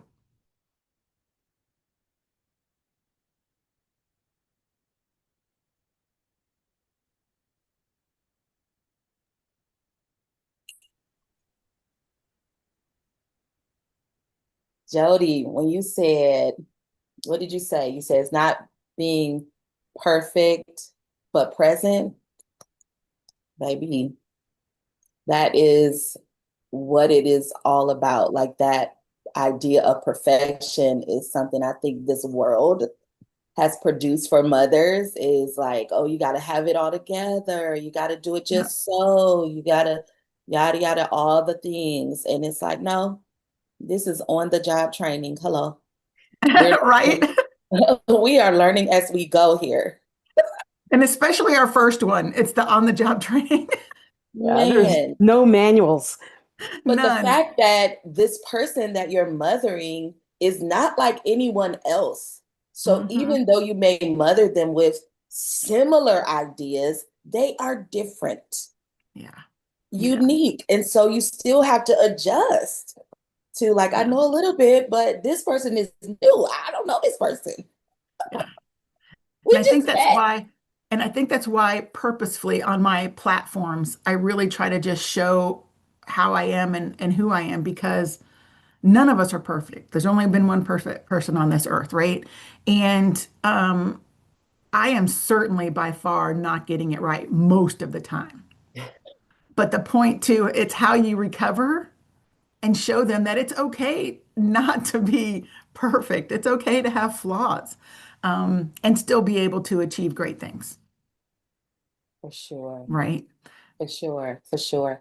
It's such a great honor, to have you ladies and host with you and be a part of this motherhood and military spouses event, Hearts in Harmony. Women, I mean, not just women, but the women are the ones who are primarily showing up today. So these frontline soldiers, Mhm. women, mothers who are doing things nobody else wants to do and showing up even when they don't want to show up. But I love what you said because sometimes what we have to teach our children is, you know what, sometimes I don't have it.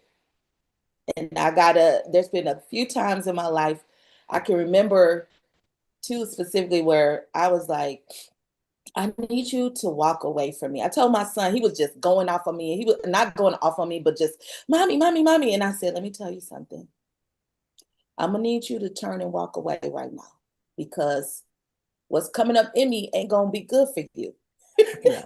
So go on over there for about 5-10 minutes and give us both some time. And he just Yep. looked in my eyes like, what? And he turned around and walked away because he knew. He They know. understood. Like, I'm giving you an out here just so I don't lose it on you. You go that way and I'm going to go this way. Yeah. Give me some time because I'm still a human being. I'm a Yeah. person. Yeah. Right. And we have to allow ourselves to acknowledge that we're human. Mm-hmm. We're not gonna get it right all the time. No. We're not perfect, but we're headed in a good direction. Yeah. Well, Yeah. and Hopefully.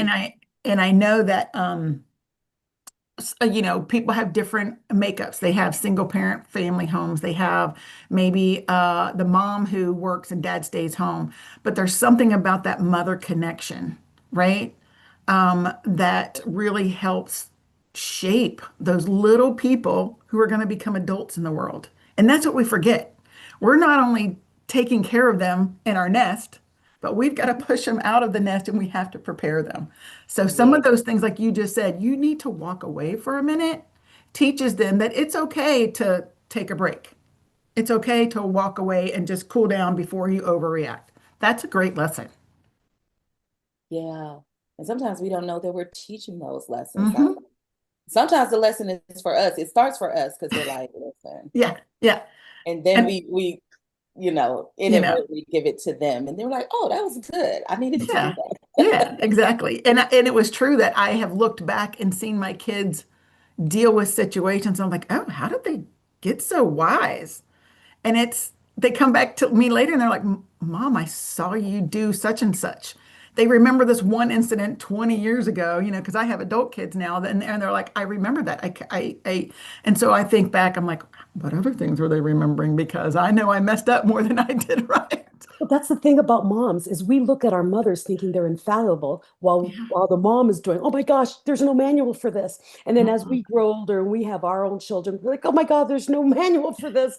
And then we make our mistakes and we make our corrections and we let our children know I don't have all the answers. I mean, things of that nature. As a military spouse, I remember I was on medication. My husband was deployed to Iraq or something, and they Mhm. gave me medication and they gave me like a Valium or something. And I refused to take Valium because I don't need to be sedated. I just had a headache. And so I had a reaction to a medicine because I was supposed to take both. And I remember the day my kids were 6 and 7 and I remember my mind was just racing. And I looked at them and I went, Mommy doesn't know anything right now. Mommy doesn't know. And I remember the look on their faces of like, what do you mean mommy doesn't know? But I was human and I was losing my mind. And I think my children still, and they're 30 and 29, they say, you know, that day that you said you didn't know, it made you human. And I thought it was I beat myself up for not knowing. And I beat myself up for telling my kids I didn't know. But as they're adults, they're telling me, Mom, that day when you said you didn't know everything, I'm like, wow. The day I thought was my worst day in my entire motherhood was the one that they actually remembered and helped set them to know that they didn't have to know everything. Wow. So powerful Yeah. what we learned from our Yeah. kids. Yeah. And I'm gonna add one layer to that, right? So we become mothers, and it's all of a sudden we realize our mothers are geniuses, right? So we've realized in that nanosecond, I think when my daughter was born, which was my firstborn, first of all, it toppled my world. I thought, oh, I can, you know, do all these things. But then I'm like, I just want to stay home now. But then you start going home and you start taking care of this little tiny package of a human being. And all of a sudden you're calling your mom and like, what do I do here? What do I do there? And you just realize, okay, this is kind of just made up. Yeah. It's like, wait a minute. We're an experiment. Yep, yep, yep. So yeah, I'm very fortunate that luckily I had more good days than I thought I had, and my guys have turned out to be very good humans. Thank goodness. Thank goodness. I know that I can make mistakes and people still turn out okay. So yay. Right. God doesn't let us mess up that bad. No, no, No, no. because what we give them is opportunity to be themselves and grow into themselves, just like we did. Yep. And I mean, I tell my kids, I'm like, listen, do you know I've never been the mother of a 19-year-old before today? Like Oh, I love that my parents, perspective. I love that. It's true. It's lovely. yesterday I was the mother of an 18-year-old. You know, my son's about to be 20, so I'm like, in my mind, I'm preparing. I'm like, he's no longer going to be a teenager. I'm no longer going to be the parent of a teen gentleman. I'm now going to, this whole young adult man is about to be in my house. Yep. And I'm like, I don't know how to do that. I can Mhm. watch people, but for who he is and who I am, it's Mhm. unique. And so we're learning together. And it's okay. I Absolutely. have some things to offer, but also I got some things you got to figure out. Well, we do realize you've got the three hosts for Hearts in Harmony right now on the screen. And we want to celebrate one of us for sure, because Tanisha's got her book coming out today. And for those of you who are just joining us, in the links down below and all the chats, wherever chat you're on, there's a link to an Amazon book. It's called Hearts in Harmony. Go there and buy it. It's 99 cents today. And help our friend Tanisha get to #1, because her book is about bonding between a parent and a child. It's written by a mother and a child, but it's for parent and a child, or an auntie and a niece, or however correlation you have. It's about guiding. And as we were just talking, there's no manual for raising a child, but Tanisha's done a really good job of writing a book on a manual on how to connect with them. Right? Thank you so much. I'm Yeah. really excited about this book, and I'm just looking forward to where it's going to go because I hope it's going to really get into the hands of some parents who are really looking for how to connect with their kids with everything that's going on in our world. And there's so many things that our young people are exposed to, and it causes them to do things that are unimaginable. But Mhm. what if, as parents, we took the responsibility to go out of our way to connect with them beyond what we think it's supposed to be, beyond what we saw? And hopefully, this book will be a tool to help with that. So, like, what you don't know, and if you don't know how to connect with your kid in this season, here's a book. Here's a book that you don't got to read it from front to back. You could start right in the middle and just jump in there and say, hey, come on, let's do this together. Let's work on this together. And there's some projects in there there's even one project where there's stages of creating a game where you do little parts, little by little, and at the end you have a game that you can play as a whole family. And that's And pretty so, cool. She's got a part in yeah. there where she puts in songs at the beginning of a song, and you change the lyrics to a song together. You know, Yeah. Well, I'm it not would be- musical, but for those that are, that would be amazing. It's for you too, see, because I have one where it says to the tune of Twinkle, Twinkle, Little Star. Okay, that I can manage. I can manage See? that. And then you can fill in the blanks. I give you a fill in the blank, and you just write what Okay. you believe, and it comes from your heart. See, I make it really easy for you, Jody. I like that because, and listen, I didn't talk about it today, but we all know as parents, now we all have pretty grown kids, right? But we know that some of the best conversations happen when you're doing things like that. Like you're doing a project together or you're building something and you're not doing that face to face, like where you're staring at them. Let's talk about this big thing that's going on in your life. Yeah. Exactly. It happens in the moments like that. And then that's what this book is so great at. It brings you together. And if you have a great conversation, fabulous. But if not, you're at least spending time with one another, right? For sure. And so there is something about creating that safe space for them with that. So that is really, really cool. Awesome. I'm excited Well, for I'm your book. excited, and I hope that everyone will grab it and let me know that you got it. I have it up on my phone right now, ready to purchase. So Go ahead, grab it, and write me a review, and then share it with your neighbor and your auntie and your cousin and your uncle and all them. and you And for don't have to those be a of- mom to buy it. Nope. Yeah, no, not at all. Because our book designer, our cover designer, Daniel, who does all our posters and everything, he's a single father of a daughter, and he's like, when he was making the book, he's like, wait a minute, I need this book. So I'm Yes. excited for him to know that he opened that door. It's like, wait a minute, you're right. It's Yeah. anyone parenting a child use this, but it's just written by a mommy for her daughter. It's just, that's Yeah. how it is. Yeah. But Exactly. before we forget, I wanted to think about, how we're talking about coming together with your child. Mhm. We have a platform on Perfect Publishing called thesmilechannel.com, and it is a platform for all community members to come together, authors, speakers, podcasters, Podcasters. whatever it is, that we can all come together. And just like in Tanisha's book of supporting each other, we are supporting each other in the community by being able to share our videos and our books and our reviews and help elevate each other. And if we have a question, we can write each other and do, hey, this is happening. I'm doing a book launch with such and such, and I've never done this before. Help. It's a community where we can help each other as we all grow as authors, speakers, and podcasters, because we are a very unique group of people.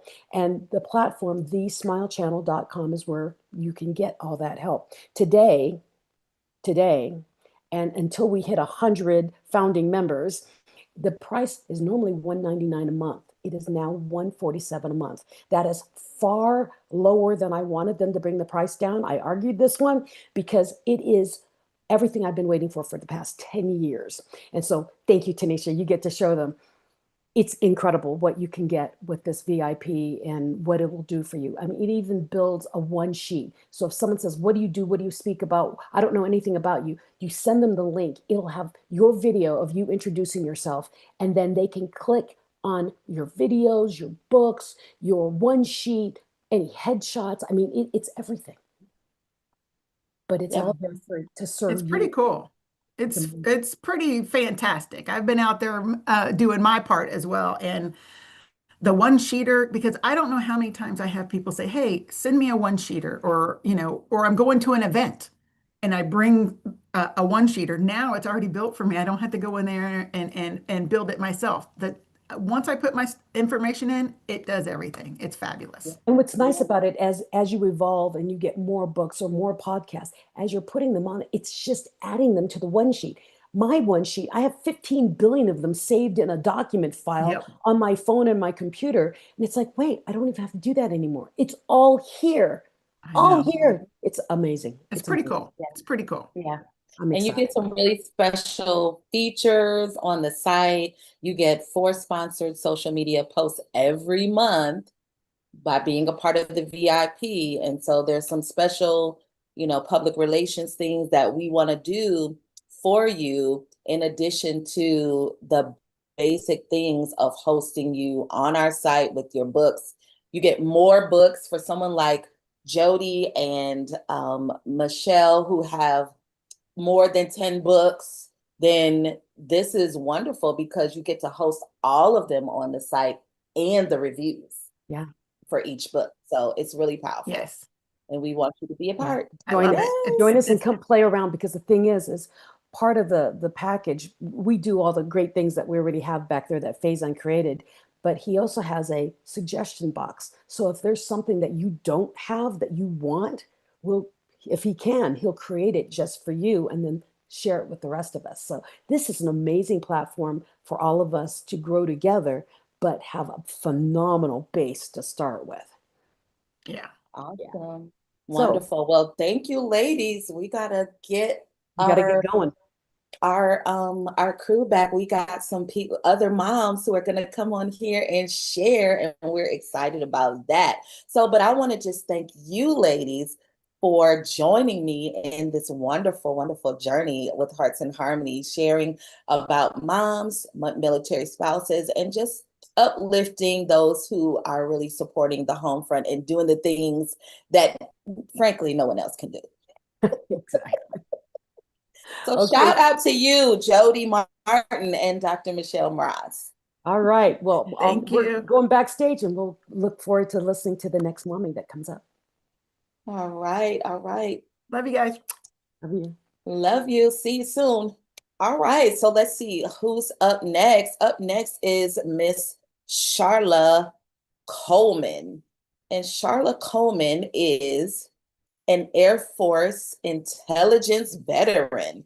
Okay, so she is a military spouse, and Raised in a military family, former military spouse, and now a nonprofit founder, honoring and carrying her daughter Jackie's legacy, encouraging women serving on the front line of the home. Welcome, welcome, welcome, Miss Charla. We're so glad to have you this morning.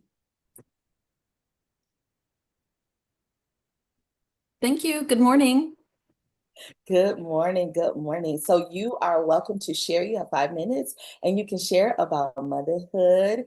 And let me ask you one question before you share. Do you have a light right next to you that you can point on your face? I do. Because I can't see you. Okay, let me see if this is better. Is that better? No, I'm apologizing because I'm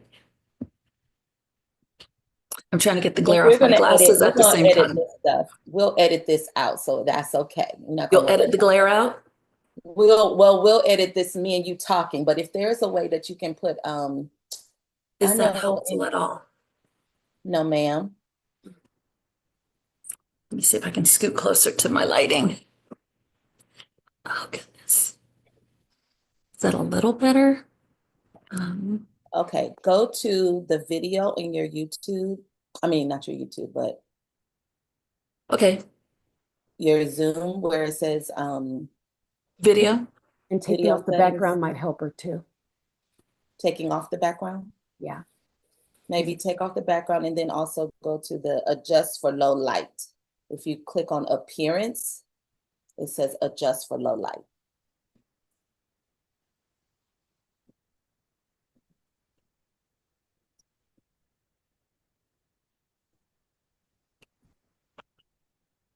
You see it? Just for low light. There you go. That's it. That's perfect. Oh, okay. So it looks like I still need my light. It looks like Lean forward. Yeah, you still need the regular oh, just light. for low light. Okay, there we go. That right there. Okay, Good. good. Yes. All right. So when we won't put any of that on your video, we'll just start. That's perfect. I still think she needs to take off the background because she looks Background. it's seeing her how it's chopping her Okay, head her off. hair. Yeah. Turn off Oh, that is it? background. Yeah. You're Turn the blending. background off. She wants you to take your background off. The smile? Yeah. The yellow because your hair is going away. Oh, Unless you're okay with that. I mean, are you willing to share that I video? see her hair, unless there's more of it. She has a lot more of it. well, Oh. no, I actually cut it. I pulled it Okay. up. So, I didn't okay. cut it, I pulled it Okay. up. Okay, as So long you're as you're good. I do fine. have a lot. I do have a lot more. As long as you're fine. Okay, I'll leave you alone then. No, Okay, thank you for the perfect. feedback. So we're gonna Thanks. start one more time. We're gonna start from the beginning. We're gonna start one more time. You stay right there, Miss Charla. So we welcome Miss Charla Coleman, who is an Air Force intelligence veteran, raised in a military family and former military spouse, now a nonprofit founder, honoring and carrying her daughter Jackie's legacy, encouraging women serving on the front line of the home. Thank you, Miss Charla, for being here. Thank you. Good morning. My name is Charla, and I've spent my life on the front line of the family. I was raised in an Air Force family, as she shared, and I served in the Air Force and intelligence, married to an Army veteran, and today I'm the proud mom of 7, 3 of who which have worn the uniform and are currently wearing the uniform. So when I say I know both the weight and the beauty of this life, I truly do. Because serving your family, whether in uniform or at home, is a calling. It's leadership, sacrifice, and love at its fullest. Here's what I know to be true. Every mother and every military spouse will face great trials, and we will also experience great joy, right? Both are promised. However, several years ago, I faced a trial that could have taken everything from me. I lost my 19-year-old daughter, Jackie, tragically to the hands of violence. And in that moment, I had a choice. In that moment, I had a choice.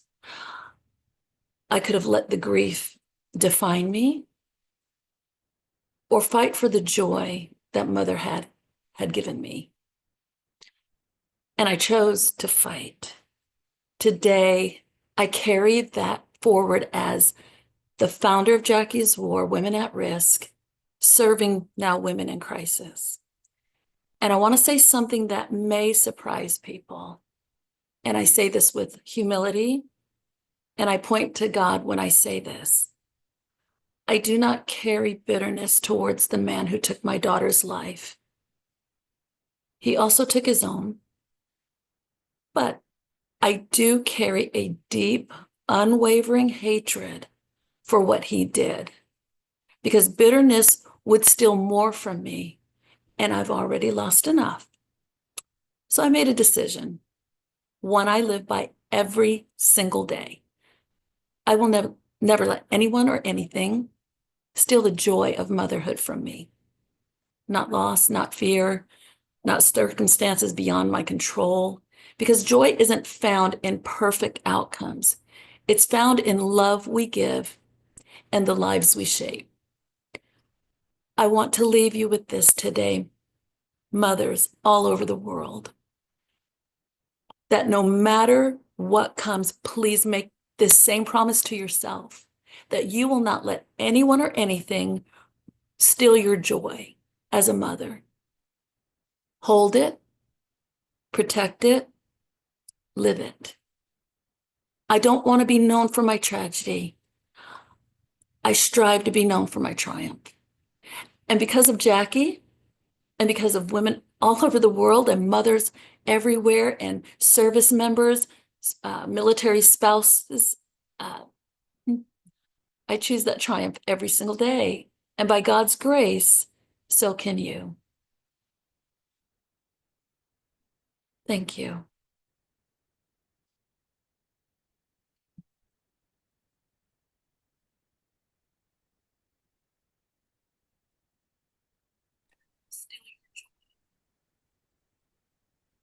Thank you so much, Charla, for sharing your story and for just encouraging us. And hopefully you are even encouraged in being able to share. It's such a special light that you've given us today. Absolutely. Thank you for Thank you having so much. Yes, ma'am. And how can people connect with you? Connect with me at jackieswar.org. So it's www.jackieswar.org.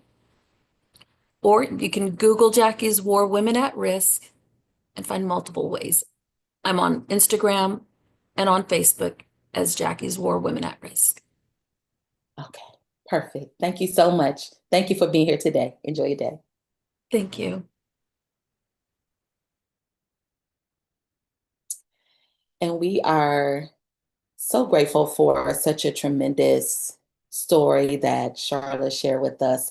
And now we are going to bring to the stage our next guest, Ms. Tiffany Polar. Tiffany wears many titles, but none more important than mother. She is currently navigating the space between having a busy house with 2 kids and an empty nest. All right, Tiffany, thank you so much for coming and for sharing and being part of this special day. I really appreciate it. Thank you. Okay, everyone. So when I was submitting my information to be a speaker for this event, I was tasked with the challenge of doing a 30-word or less bio about myself. And I have to say that that really was a bit difficult because I had to think about, if I only had 30 words or less, what's the one thing that I would definitely want people to know? And that is the fact that I am indeed a mother. It is my most important role. I have been entrusted with nurturing life. Okay, so picture this. The year is 2000, and we have all survived Y2K, which was supposed to be the apocalyptic computer event that would take down the world because computers had not been programmed for the future. And I am a mother for the first time. Everything's going well, we've all survived. And then the following year, catastrophe strikes. This is when we have 9/11. And for the first time as a mother, I questioned the state of the world that I had brought a child into. I realized that no matter how much nurturing and protecting that I could do, it still might not be enough. As you know, children don't come with instruction manuals, but it's ever so important that we do the best that we can while learning along the way. Through the years, I've realized that it's our job to make sure that we steer them right, teach them what they need to know with the information that we have. Good information in equals good information out, kind of like a computer, but better. Who needs artificial intelligence when you have moms who are capable of thinking and feeling? Growing up, I must admit that I was definitely a daddy's girl, and I also was very aware of my mother's shortcomings and imperfections. And now that I'm a mother, I realize that I have them too. We are not born superheroes. We do not have capes. There are no instruction manuals. We each do the best that we can with the information that we have up until that point. We as moms are ever evolving. And so, as I was thinking about something I wanted to talk about today, I remember reading something that happens in the womb, and that is a process called fetal microchimerism. And that is when a mother's cells and their child exchange with one another in the womb. And I found it very fascinating that those same cells can be found in the mother sometimes for decades after, and even up to a lifetime. And why would that not be the case after all? They found that these cells are found in the mother's brain and also in her heart. As mothers, we're always thinking about our children. They're always on our mind, and our hearts are united. It's my belief that mothers are the closest thing to unconditional love. I believe that this is how we get to experience firsthand God's love for all of his creation. Motherhood, sometimes a thankless job, especially if you are looking for gratitude from your children, is also the most rewarding. Your children will never know all the things that you do for them. Somehow they think that their dirty uniforms magically clean themselves and show up by the side of their beds whenever they need them. But you know that as mother, it was you that stayed up throughout the night, switching things back and forth between the washing machine and the dryer, making sure that they had everything that they needed exactly when they needed it.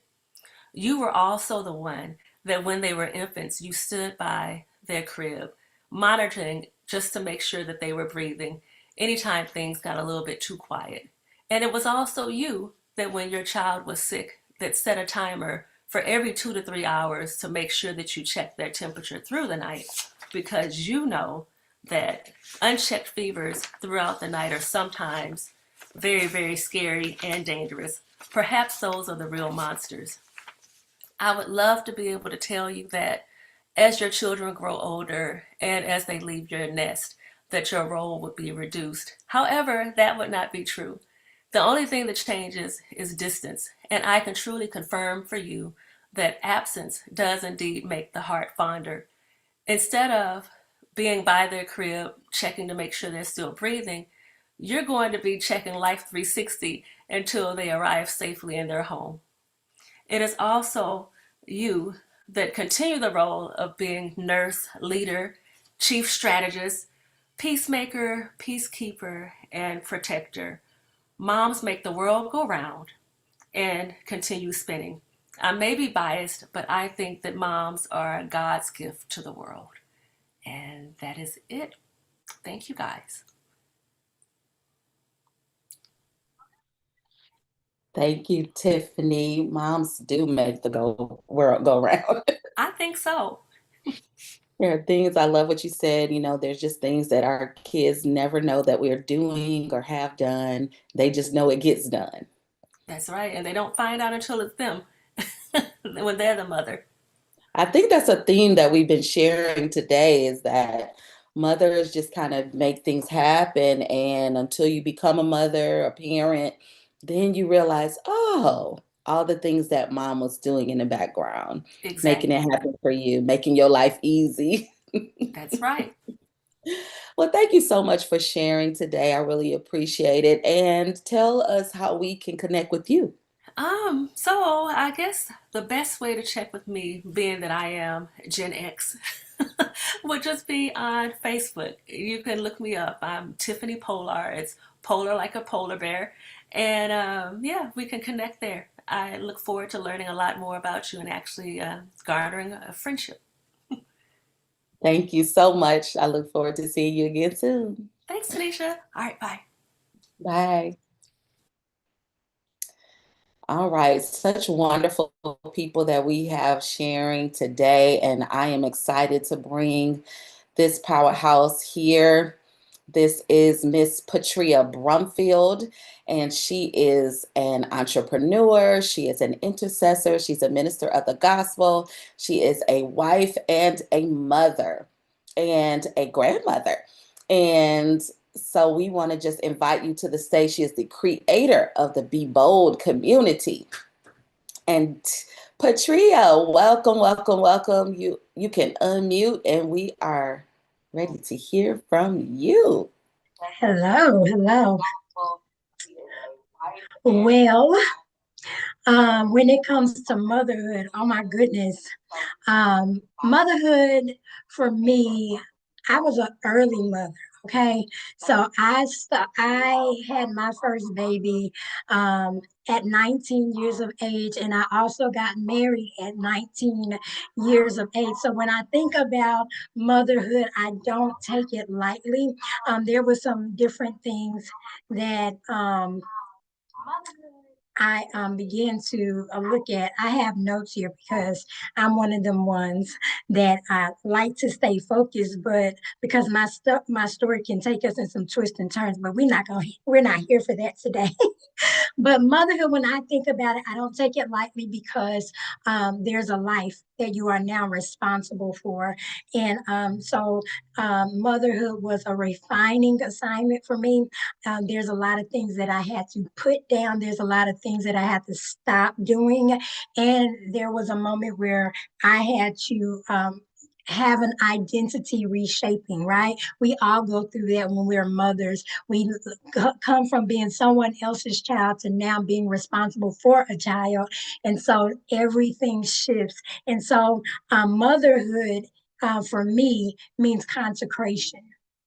There's a area and a spot where God pulls you away to develop you. And so I believe it was in that moment my firstborn child changed my life forever. I was consecrated to a place of grooming and preparation for a journey that I did not know that I was going to be taken on because he turned my world upside down in a good way. And as they get older, it's in an uncertain way. And as they get even older, you just like, I don't know what's going on. But I had to learn to surrender in real time. I had to surrender my will because this little person demanded my time, my energy, my efforts, my body when I was carrying them, all of the things in real time. And so as mothers, we have to remember that it is the children did not come with a handbook. I wish they would have come with a handbook, but they did not. And so I had to surrender in real time. That's why I say consecrated to real time, because I had to make major decisions in that time in every moment, because every moment mattered, every moment count, or it could be detrimental to my child and his development and his well-being. And so all of that was just like so new to me as a new mother. My emotions, I had to learn how to lock them under control. Discipline, I had to be grounded. I had to have a schedule. I had to have some patterns. I had to have structure now that I'm not living for just myself, but for this little boy. And then motherhood to me is also being set apart as it partners and pairs with consecration. We have to be set apart. There's some places I could no longer go. In some areas my baby couldn't even go into, right, because he was a baby. And there was times where I had to say no. Even when he got older, I had to say no to some certain things for him because of his well-being. Because as mothers, we are responsible for everything. It is like a divine calling to steward these little people's lives into adulthood. And so I don't take the assignment lightly. It is an assignment, and it is something God has entrusted, and we are to cultivate the lives of our children. And so I had to be set apart because I knew I was shaping someone, and it was contingent upon how I would lay the plan out, if that makes sense, if to lay out the plan for his journey. And though I had my own desires, right, for his life, when they get older, they make decisions. But if we model a path, if we model a journey for them, they will live and they will produce, and that they will glean from our tutelage and our training. Motherhood for me is also has been burden bearing. I had to bear the burdens of my children, from when they're little, when they hurt their little selves, and or when they're sick. I have to bear them. And you, as mothers, you understand, you have to bear their burdens, the things that make them sad when they go to school, when things happen. It's something that you bear, and that you teach them how to regulate certain things, certain emotions and feelings and stuff. And I don't care how old they get, certain things that they go through, it weighs heavy on your heart, because you are a mother, and we are fixers, and we are heroes, and we are all of the things. We are all of the things. And so there was a constant awareness that I had to develop concerning my children, and even concerning my behavior and how it would impact them. And so as mothers, we are burden bearers, we are consecrated, we are set apart. We are all the things. Sorry about that. And we are life carriers. That's my last one, is that we are life carriers. Because we don't just raise children, we raise children for life. That we don't just raise them just to be doing something. We get them prepared for life. We get them prepared for the big world, right? We get them prepared for them to eventually get married and start their own children, and leave their own legacy and their mark in the earth. And so it's just more than just raising that one little baby. Now that seed begins to produce seeds, and then that's that. We are it. We are sheroes. We are those that make earmarks destiny, and God has entrusted that with us as mothers. And so I am honored to be a mother, and I celebrate all the mothers across the world, because it is a full-time job every day and always. That part. Well, thank you, my dear. Thank you for sharing your passion and your heart as it relates to motherhood, and how you have shown up in so many ways that you didn't even share as a mother. And thank you for being a part of this day. So excited to have you here. My pleasure, and thank you for having me as well. Yes, ma'am. Enjoy.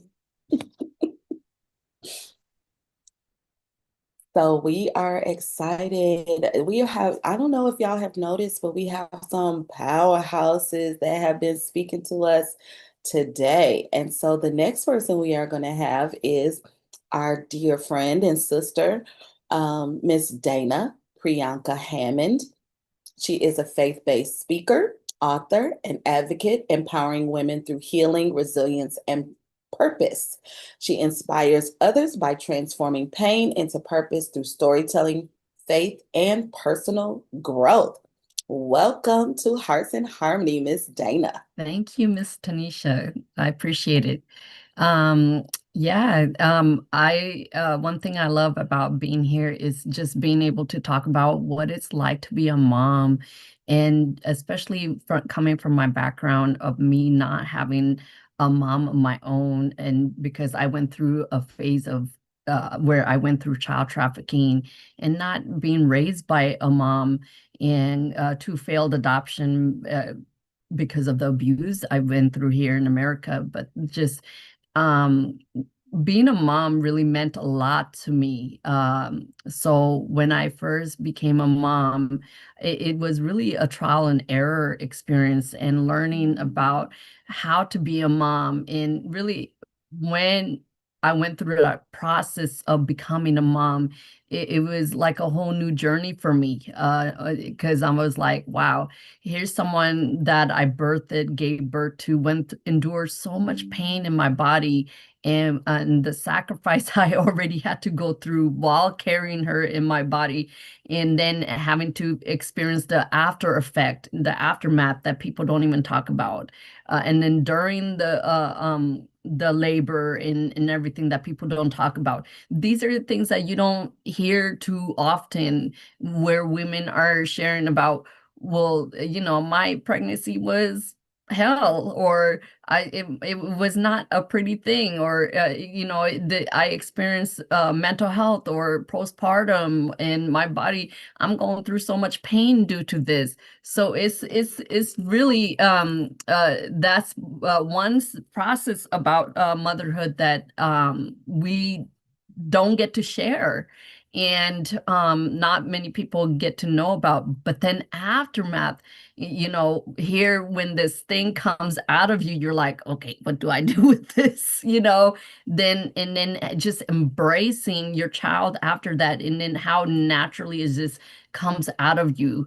And I think being a mom has been the greatest gift and greatest rewarding so far that's been in my life. But it's also being able to give to my own child what I didn't experience in my own life, sheltering, protecting, nourishing, and just raising another human being that's just as strong-willed compared to you, just as much of a fighter compared to you.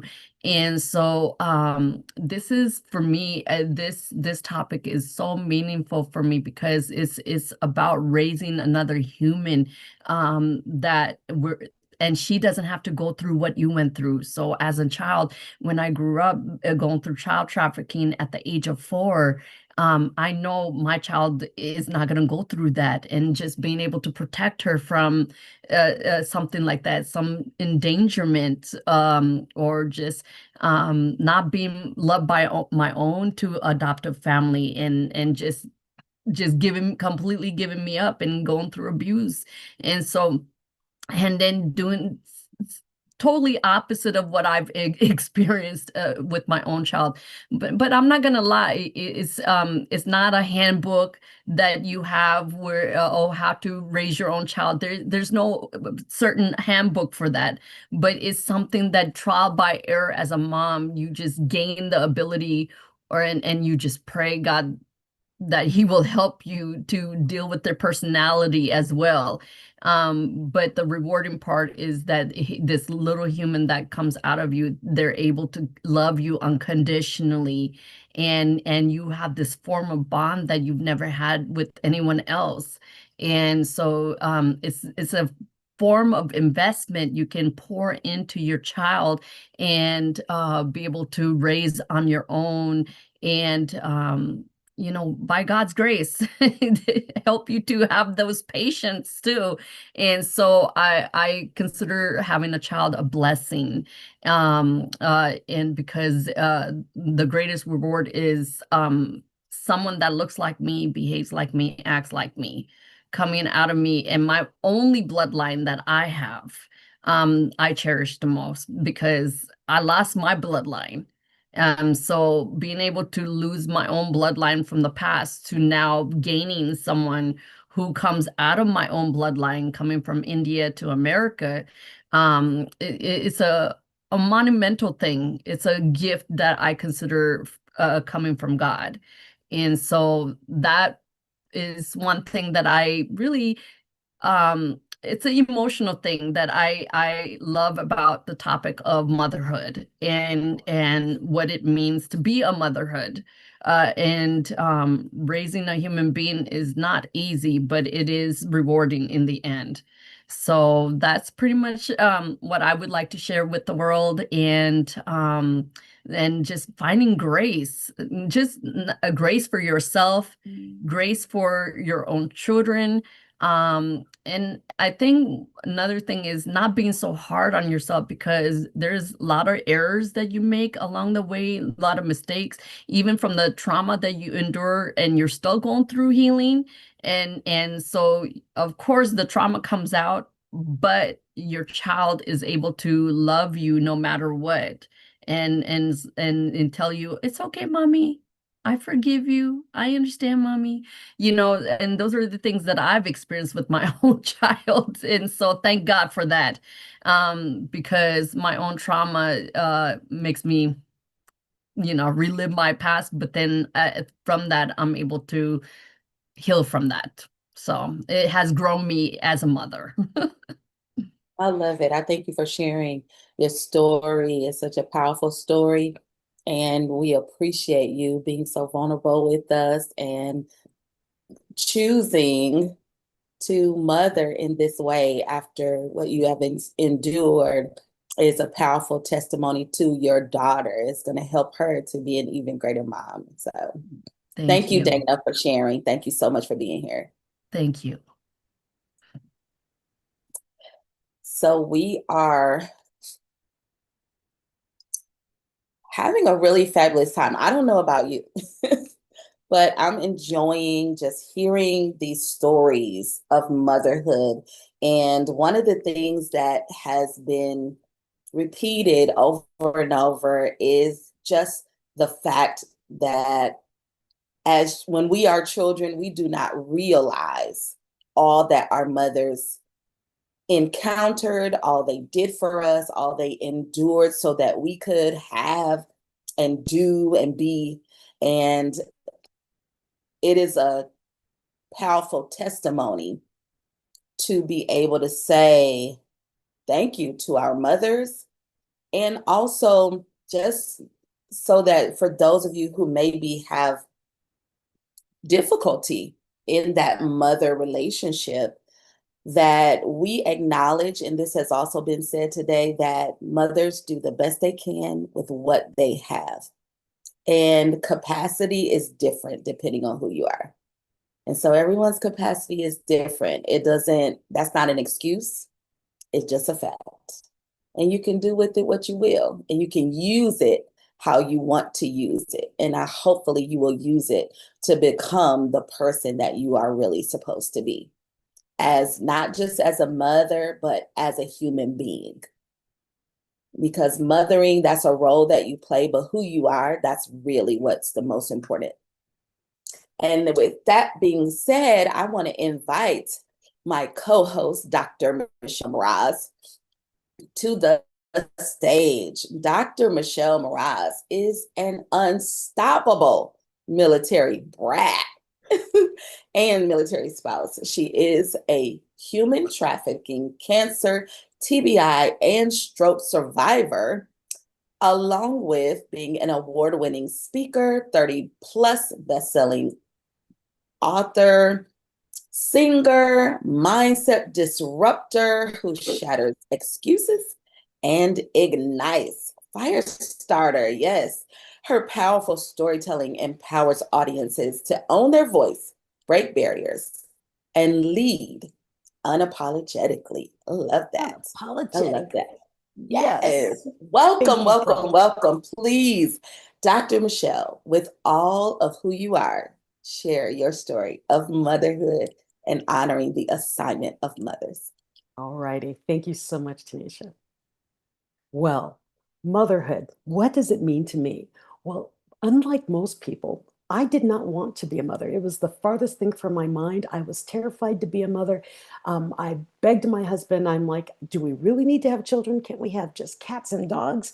And really, it comes back to what I experienced. And I'll be sharing that in one of my newer books, What Happened. But just like Dana, Dana, who was speaking right before me, she was human trafficked.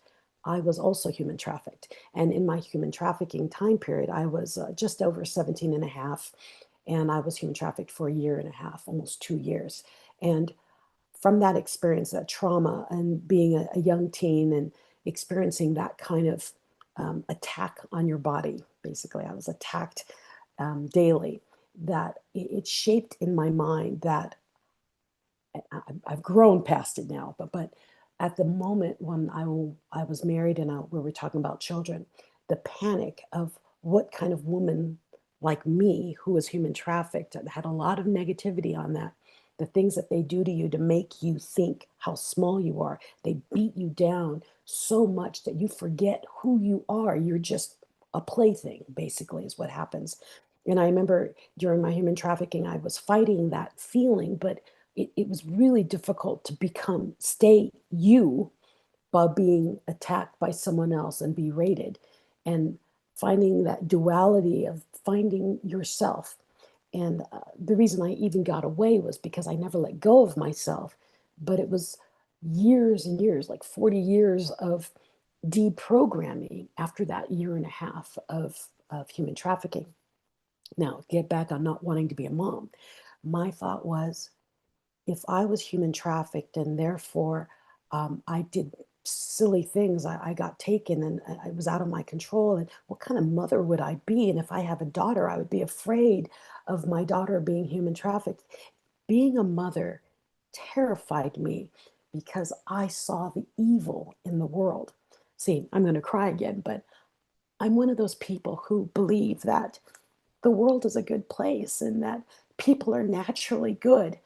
But in the human trafficking world, I realized that there were monsters in the world and that they did not honor human life at all.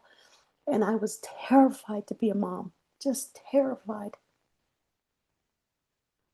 But the man I married, the man I love, the man who protected me, was such a good man, still such a good man.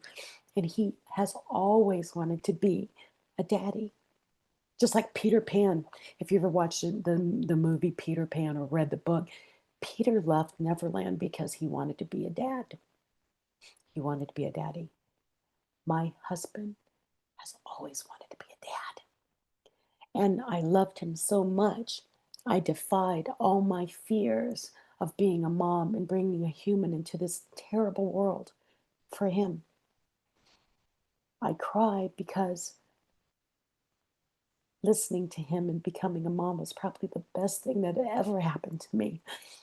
It helped me realize that I wasn't a bad person and that I could give back to the world and I could help other people not be evil people like those human traffickers. That's why I went into the world of training people and helping people become better versions of themselves. It wasn't because I thought I could make people better. No, I wanted to open people's eyes to realize that they could be better. It doesn't matter what kind of world you grew up in, what kind of environment or non-parent you had. It's your choice to be a better person. And that's really the basis of what I train as a speaker and what I write about of being resilience and self-leadership, is because I saw the worst of humanity, the worst of humanity. And my calling is to help people who don't have good role models find the model in themselves. I share my stories of resilience and grit because I want people who don't have something to follow to realize that they can choose to be a better person. Motherhood helped me realize that no matter what happened to me, I could choose to be a better person than what I was told I was. I could choose to be the mother that I thought I needed. And what's really funny is at my age of 58, I've become my mother. And I blamed her for years for not realizing I was being human trafficked. She didn't know. You think mothers have all the answers and that they know everything. They have eyes on the back of their head. But it wasn't until much later in life that I realized there's no way she would have known I was human trafficked. I never told. I never shared. I made a comment or two and didn't understand why she didn't realize what I was trying to tell her without telling her. Forgive your mothers for whatever you think they did, because they're only human. We do not have a manual that comes with us. We are not told, parents aren't told how to raise this very unique child who has very unique talents and traits. This is how you raise them. They don't get that. Every mother has to figure out, roadmap each of their children and figure out how to raise that child. I blamed my mother for not knowing I was human trafficked, like she was some psychic. But think about what we do to our moms. Mom, where's my phone?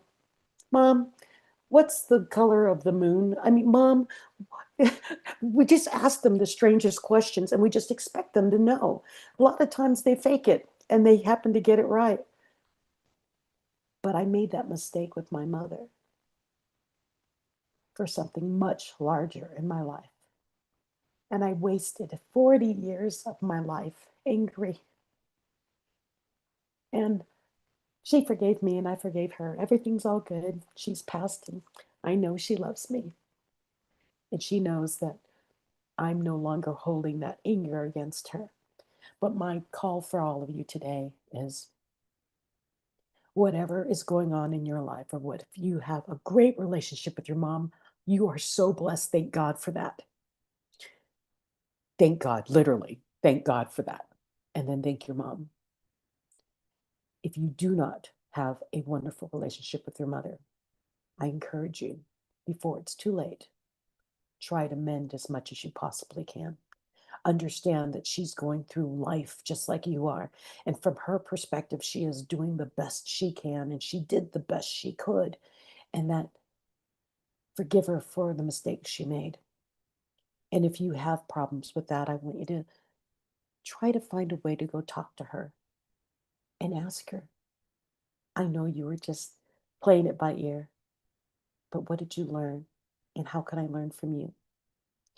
Because if I had taken the time to do that with my mother, I think I'm a pretty good mom, but I think I would have been a better mom if I listened and learned from my mother. So on Mother's Day, Military Spouses Day, I felt so compelled to be part of this because of my turmoil with being a mom, my turmoil with my mom, and the turmoil that I see in the world, and the upheaval I saw as a military spouse. So think of all the things as a mom and a military spouse goes through. Constant movement, always moving the entire household with children to a new foreign place where you don't know anything, and having to relearn and navigate every time you moved. Every 4 years, I had to relearn a new place, a new language, take care of my children in a new environment. They had to learn part of the language too, of where they were going to school. There was so much I was able to do, and I thought it was me. It is a lot me, but it's a lot of me who had watched my mother do it. You don't realize how much you're learning from your mom through osmosis until it's far too late. As a military spouse, I honor all of you military spouses, male and female out there, because the things that we see and do and experience with our children around the world, it's not just moving from town to town, it's moving from nation to culture and representing America everywhere we are. And you'll see later around Flag Day when we have our next live stream on Flag Day. I'm pretty sure we're having one. I'm very patriotic. Why? Because my mother raised me in a foreign land multiple times to be a representative of America as a small child. I did the same with my children. And I hope all of you spouses, you're doing the same thing. Military spouses are doing the same. When we are traveling around the world with our families, we are the mothers, we're the spouse, we're the representative that leads our children. And then as a mother, We have to guide our children too. So much responsibility and so much not honored, respected, especially in the military where they don't even recognize you as a spouse. You're just an asset to the military member that they have. And there's so much we go into, but I won't do it. But so much unrecognized talent, gifts, love, and just unwielding giving that mothers and military spouses give to their families and to the people around them. And I think all those people who played mom for me, may it be my best friend or another military spouse or my aunties or my sister, who were all my moms. Look around the people around you who you use for guidance. They are mommies to you, and they're guiding you through love because they care. And I honor all of you mommies and military spouses, and for Tanisha and Jody for allowing me to be part of this trio leading today's Hearts in Harmony. If you have not done it yet, thank you for allowing me to share. If you have not done it yet, go get Hearts in Harmony by Tanisha Carroll. You can just Google it if you can't find it. You can't find the link. Just go to Amazon and look up Hearts in Harmony. It's 99 cents per today. Yes, you want to definitely go grab that. And then remember, there are always people who are being guided by you. I remember being told a quote, little pitchers have ears. It means little people around you are watching you. You are being a mother to someone who is not listening to their mother. So be the best version of you because you don't know who you're guiding right now. Right, Tanisha? Absolutely. And my mother used to say that to me. Well, she wasn't talking to me, she was talking to the other people in the room. Little pitchers have big ears. Yes, absolutely. So for sure, for sure. Thank you so much, Dr. Michelle, for sharing your heart today. It needed to Thank come you. out, apparently. Thank I you, appreciate Tanisha. that. Okay, well, I'll let you Yes, bring on the yes. next person. And thank you Yes. for sharing. You let me know when she's ready because Candace is there. So check on her and let me know if she's ready. Okay. But in the meantime, thank you also for just sharing about the book. Guys, we're almost there. I'm going to put, Candace, I'm going to put you back. We're not ready for you just yet. I'm going to put you in the backstage. Hold on. Okay. Wait. How come I don't see it?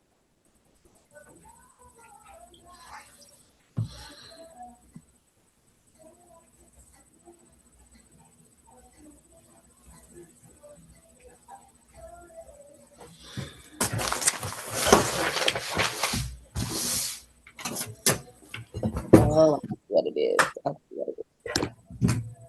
So I can't see you, Miss Candace. Do you have your Okay. computer on? Yes. Your camera? Your camera. Is it open?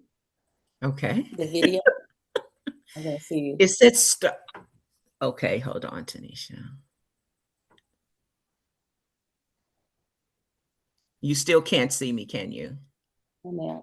Okay. Okay, if I click where it says start video. Yes. Okay.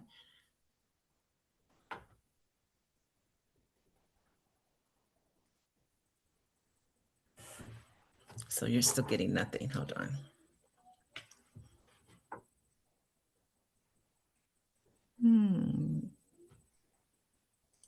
True HP Vision camera. Okay, let's see what that's going to give us.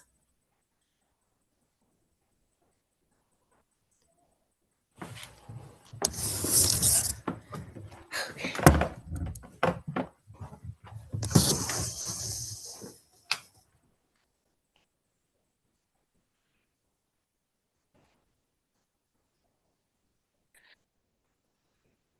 Nothing, Tanisha? No, ma'am. Okay. I think we bring Candace back and we'll fix her camera on the backstage. And if we want to bring up the next person, or we can talk a little bit. Yeah, I think it's just you and I. I think, well, I was going to share one more time. Okay. So I'm going to share and and let you know what's.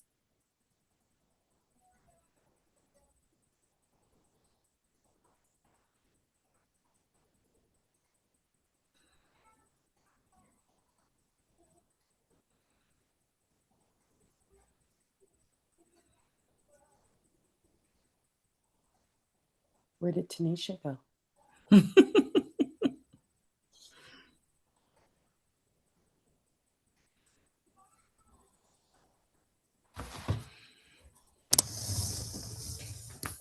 And I can't even move. We need, so there's Tanisha, she's back. And my thing was right now, I was trying to get Candace to the backstage, but it won't let me change her to backstage. So Tanisha, go share, and I will go see if I can fix Candace's camera offline. Okay. Am I in? Where am I? Oh, okay. See, this is how motherhood is, though. It's real life. You see it happening in real time. Oh my goodness. So deep breath. And I want to say thank you to everyone for supporting, for being a part of this amazing day, for sharing about motherhood. And I'm just going to take a few moments to share again, just to share about motherhood and just the things that we go through as mothers. But what I really want to say is that as a mom, and I'm only a little ways through. I'm not all the way there. My children are not full adults yet. They're teenagers. And one of them is over 18, so he's about to hit the 20s. But I want to encourage those who are in the training trenches and the tweens and you can do this. The teens, the tried and true teenagers, the older ones that think they're grown, but they're not grown yet. And those young adults that still live at home. You got this, Mom. And that is what I want to share with you is you could do it. There's days where I just didn't feel like I could. And one of the things that has been important to me, and I didn't understand the value of it, was my own relationship with my mother. Is when you don't understand something, you can mishandle it and misuse it. And even.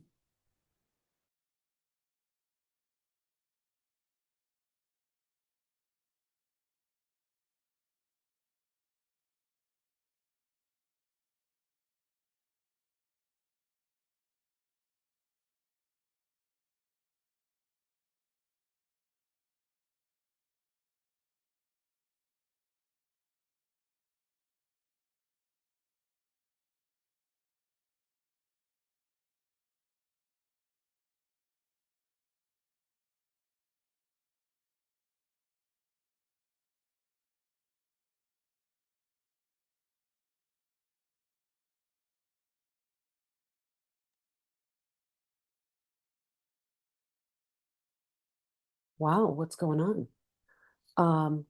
Zoom is having some issues today, and apparently it's dropping people off the stage. But that's okay because we are very, very close to the end, and we're very close to the end of Hearts and Harmony sharing today. And Zoom is having issues because, it's a mother thing. We always have to deal with the issues and fix everything and make everything pretty again, right? That's what we do, right, Tanisha? It's what we do. It's like, what? Everything hits the fan and we pick it up and we make it pretty and we help everyone be who they are, right? Yeah, you were like talking and then you went,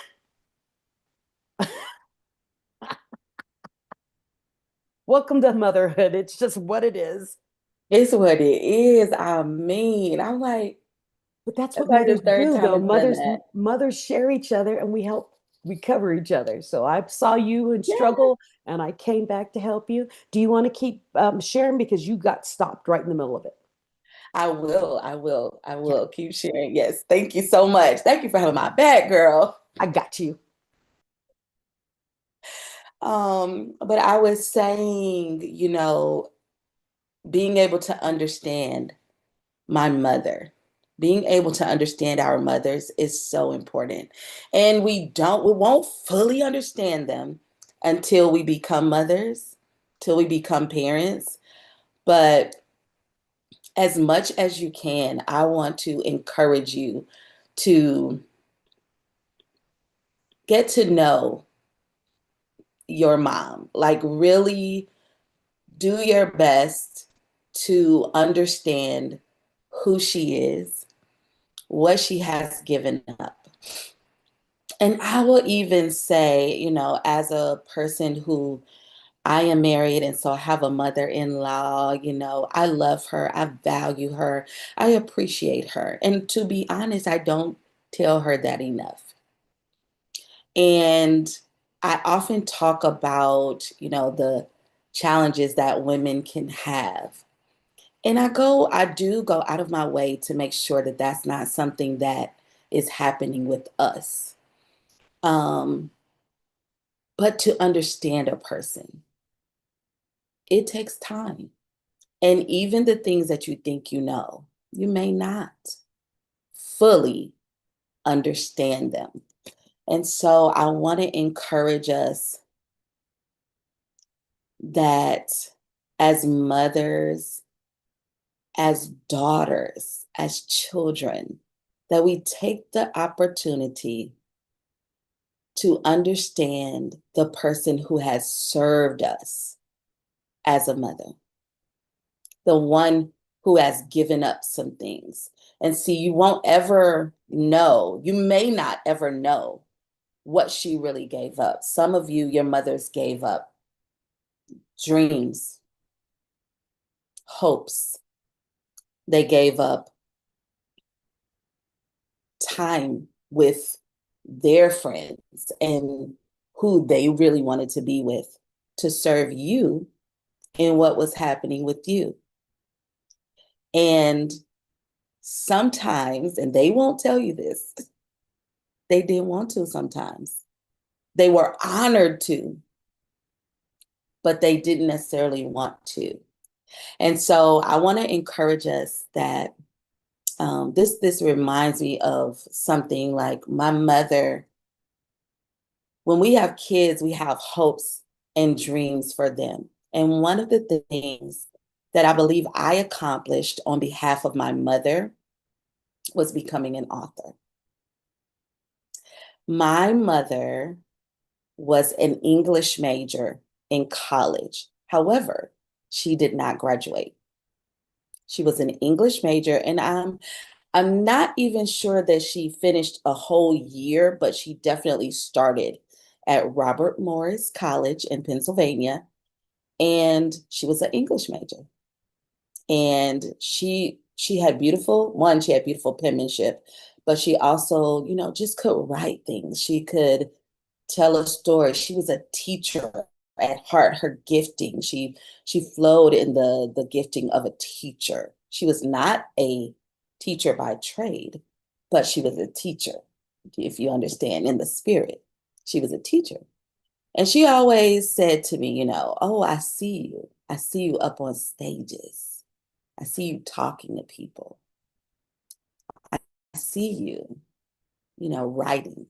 And in those years, one, I was never good at writing. I was never my brother, he was always writing short stories, always poems. I was the musician. And so that's the place I stuck in. As I began to pray as I got older. And I was like, you know what, Lord, help me to become a writer, help me to write. And I started to write songs, started to write songs, and then books. And now this book is one of the things that I am most proud of. I really am, because it really took a lot of myself to bring this to pass. And I thought about my daughter, my relationship, how it has blossomed and how it has changed and shifted over the years. And so I want us to honor our mothers, whether they showed up the way we thought they should or not. Because I mean, I lived a life of being frustrated with my mother even after she was gone. Wasn't a thing she could do about it. And she's been gone for 18 years now. There wasn't nothing she could do about it. And so it was about me and what I was going to do and how I was going to see her for the woman that she was, how I was going to see her for the mother who offered the best of herself, how I was going to see her for the woman and the mother who would fight for me, but also had expectations of me. And she didn't just let me be just enough. She was like, I know you're better than this. I know there's more. And she may not have used those words, but it's what she was trying to say. There's more. There's more in you. There's more required of you because you're better. You're not better than anyone else. You're just better. And so I appreciate my mother. Her name is Virginia Hostin. And like I said, she's been gone for 18 years, but I honor her and the elbow that she kept in our necks but the example that she set for us to be better. And so now I can require that of my daughter with love, with kindness, with joy, but also with expectation, with firmness, with boundaries, and anticipating that the things that I speak over my daughter, Michaela, that they will come to pass, just like when my mother spoke over me. What she is saying, what she said those 20 years ago is coming to pass. And it has not yet all made it to the fruition, but it will. It will. It will. And so I thank you for joining us today. I want to invite, we have a few more people who are going to speak soon. Hopefully they'll jump in a little bit early. But I want to invite Michelle and Ken to come back in and to share. We want to know that my book, Hearts in Harmony, A Mother-Daughter Guide to an Unbreakable Bond, is available today. And I went on here and I need a few more because we're number 2 right now. Really? We're number 2. So I need y'all to get me. We're almost there. I need y'all to help me get to number 1. So I want to thank you, everybody who's made us number 2. And now let's go. Well, to say we're on the home stretch now. Come on, hit that That's button. awesome. Let's go. Congratulations. That's excited. awesome. You'll hit one. You'll hit one. Thank you. I know you guys can do it. I appreciate it. Listen, I bought mine yesterday. Just to get it, just to wake it up. You better not have bought. You better not have bought the one yesterday. Was supposed to be today. No, still got one more to buy today. Okay, about to say you messed up the algorithm. No. It needed to just wake up and say. Me and Al talked about it. I'm like, I'll just buy it today. That way, it'll least because it had none. So I needed to just say, hey, this is a real book, and it needs to go. So. Well, I have good news that we have at least 4 or 5 people I know of that have been texting me that have not bought it yet. And I'm going to say it's the time now. Go. You can do it. Yes, get it now. Get it now. Well, I'm excited for your Hearts in Harmony because I really love the fact that it's a guidebook that we've all been wanting. a connection book. It's like, children don't come with manuals, but man, at least we've got a book now that can guide us through how to connect with them at all. Right, because we need something, right? Because Oh, and I want to make an announcement about your book. Please buy the Kindle. I have seen people that are so generous, they buy your other book, and that's not getting the tally for the number one. You can buy both, but don't buy only the paper book. Buy the paper book because you can hold it. I'll tell you, whenever I get Audible books and they're really good, I want that paper book. I want to feel, I want to see, But yeah, we're gonna go hard and heavy with hearts to get that book number one. I All like right. that. Well, yeah, there's no reason you're not gonna hit number one. I'm gonna ask all the authorsthon people if they've pulled the trigger yet, because it's possible that only half of them have done it. It's possible that less than half. And by the way, It's a text message going out today. Oh, So good. hopefully they will, when they see it, they will. Actually, yes, I want to give a shout out, if it's okay. We have time to give a shout out. Absolutely. All right. I want to give a shout out to some peeps on the Smile Channel, because we have some people on the Smile Channel that they're going to buy your book today, or they already have, and I just want to say thank you to them. So here are some people you can always count on, and we have some people today that are going to be jumping on to do their reviews. But this is the homepage, and this is the reader board. And I just want to give a shout out that if you have a book that you want to get Amazon bestseller, just like Tanisha, by the way, it's Alistair's Bank's birthday. She's been on several of our programs. We're up to 929. Do you know that by the end of the day, we might be at 1,000 reviews in 10 days? I mean, that is impressive. Awesome. So I'm going to tell you this. I have a little secret for you. The name of your book, of course, is Hearts in Harmony. Okay, Hearts. Watch this. You can look up Hearts. And here's what's funny. You see that right there? You see that right there? I just put Hearts. You see this? Yes. This is extremely good news. Have you ever been like in a situation where you don't have a lot of money and you're like, where's money coming from? And then you remember all these people that owe you money, and you're like, these people that owe me money are going to feed the money I need right now. And I'm so glad they didn't pay me yet, because it's still money I get to have. So this right here is Amazon purchases that are going to happen because your book and you as a giver have been phenomenal. And I want to thank all these people that are going to buy your book in the next, let's say, hour. Dr. Kevin McGuire will buy your book in the next hour or two.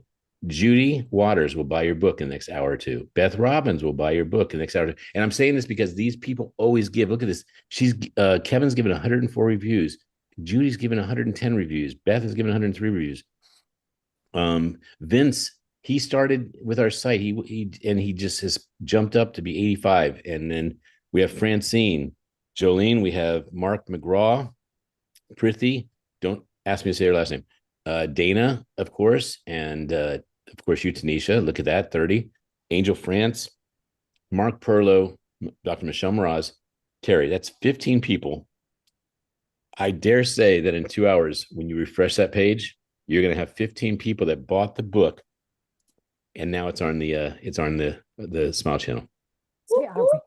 No, but isn't that a cool feature? You can actually go to the Smile Channel and say, the text hasn't gone to them yet, or the email hasn't gone to them, or they're not aware that this is the time to buy the book, because they're buying books as they see them. So I'm gonna text each one of them, and your book might be number one on the site. That's kind of cool, isn't it? I love it. And I'm grateful. Let me just say, sometimes it can be weird to just pump yourself and pump all the things, but I wanted to be known just how appreciative I am for a community such as this, people who are willing to stand beside you and stand behind you and support, and to go on there, write a review, all those things. It means it's not for nothing. It's not for nothing. It means everything to be able to go there and see that I'm currently number 2. It means everything to go there and be able to say this is a book my daughter and I are on the back cover of this book together, and it means absolutely everything to be able to share something that I want, which is to build an unbreakable bond with my daughter. Mhm. Yes, these are all the That's the same. devotionals. That's the devotional sample. And then when you go on, there's so much available in the book. And like I said, it absolutely means everything. I'm very full, it's not my first book, but this book is something different. And I feel like it is creating an opportunity for me to step into a new place, a new world, a new part of my life, There's the back cover. sharing about motherhood means a lot to me. And being able to support moms Mhm. and being able to say to them, hey, you don't have to do this on your own. And I think that's something that sometimes, and especially if you're a single mom, you can feel like it's just me. I gotta make it happen all by myself. And although in some respects you do, also you don't, because you need a community. Yes. You need a community. And that's like Community. with military spouses, the spouse is always gone. They're always alone. And to have a community of other spouses was life-saving for us. And yeah, like mommies and spouses, you need to build people around you. Just like Yeah. authors, podcasters, and speakers, we need a community. And that's what we created with the smilechannel.com. So It's what we created. we learned from our past. You need people around you. People who can see beyond what you can see, who can fill those holes when you don't know. And that's what we do as mothers. That's what we do as spouses. And that's what we do as authors, podcasters, and speakers with the smilechannel.com. Smilechannel.com community. Any mother that has a community like this, or any author, any speaker, leader, it's that it takes a village. I mean, we all have our pain points. We all have our struggles. We all have our challenges. We all have our days we feel despair and frustration. When you have a community, they get you through it. But more importantly, they give you what you needed, which is beyond support. It's sometimes the answer you were missing. You just didn't have the answer. And so this is a beautiful, beautiful thing we're building. I'm very happy with it. I need to say it because I'm the commercial lady. Go to thesmilechannel.com/special. And when you do that, you'll see the VIP. Now is the time. We only let the first 100 founders get the special price of $147 per month to the end of 2026. After that, it will go to $199.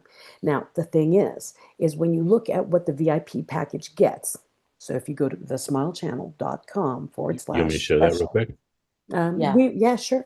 If you go there, you have the one that's special? You got that link? I do. Well, I was going to go to the pricing to show the difference. That's what I was going to do. Do you want to do that, It's a Tanisha? special page. Let me. Yeah, Tanisha has the right one. Yeah.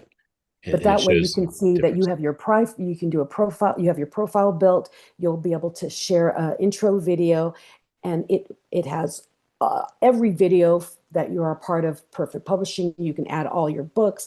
And what's really nice, it's a one place, one and done of everything you do as a speaker, podcaster, and author.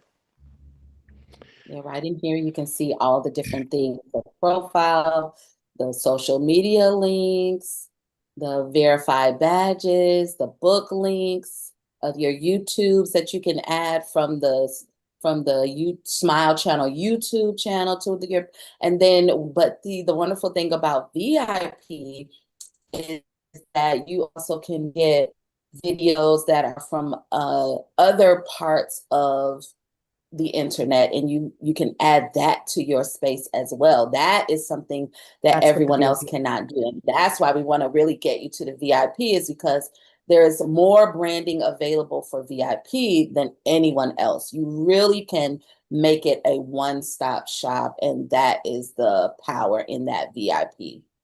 And the VIP also builds it generates a one sheet. For anyone who's a speaker and author, and someone says, well, send me your one sheet so I can know more about you. This program, as you fill it, it will build, it's building on the back end a one sheet. So no matter where you are, if you're traveling and someone asks you for a one sheet, you can click a button, send it to them, and they will have your most updated one sheet.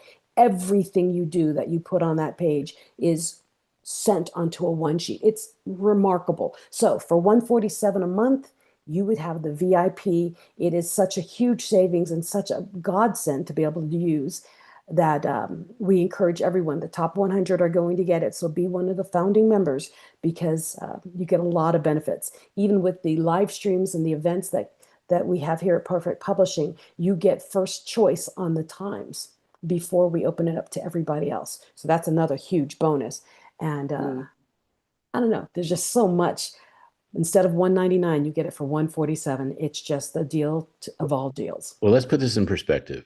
Tanisha, you have a Linktree PR where the community sees you and they can find you, they can share you, hire you. What does an extra booking mean to you a month? I mean, an extra booking a month would be a game changer for me, you know, to be able to have additional speaking opportunities, and it would be helpful to my family. And when you get booked and you're great like you guys are, what happens is you get testimonials, and those testimonials foster more opportunities. Some people are really looking for opportunities in work, but they don't have the package or the presentation available to be seen, to be looked at as a serious option for hire. And this gives you that option, I think, very nicely. You have all your social assets, all your testimonials, everything very cleanly in one sheet, as well as the site. So, by the way, Dr. Michelle Mraz, I know you volunteer to help philanthropies, but when you do a keynote, it's a bit pricey. And so when someone uses your one sheet and they hire you, it's not pricey. It's the investment is very high for the content that you are getting. I say pricey incorrectly. I will retract that and say that you will pay for many, many years of the offer today with one of your very valued keynotes. Yes, that's it. But no, it's just I've been speaking for a while, and I'm professionally speaking for a while.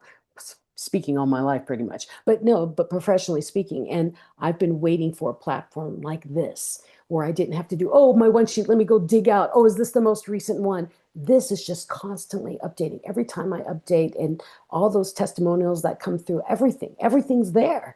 It's just such a beautiful concept. And I'm so excited that it came through Perfect Publishing. And I got to be part of the initial of it, because now we get to open it up for more people to experience the coolness of it. Yeah. Right. So I'm so glad we had this time together. Well, we have another speaker. Well, I think we're going to have to record her at the off screen, because I don't know if we got No, someone else. Oh, someone else. We have a bonus? We actually have two more people that are scheduled to speak at one, but one is here now and she's going to speak. Her name is Vivian Carroll. Okay. And what is this? What are the odds that someone has the same last name as you, Tanisha? That is. Oh. I was my mother-in-law. Carol, just so I can fit in. Well, I'm excited to hear Vivian. Awesome. So I will bring her to this stage. Okay, thank you, everyone, and for joining us today. And I'll be listening on the back end.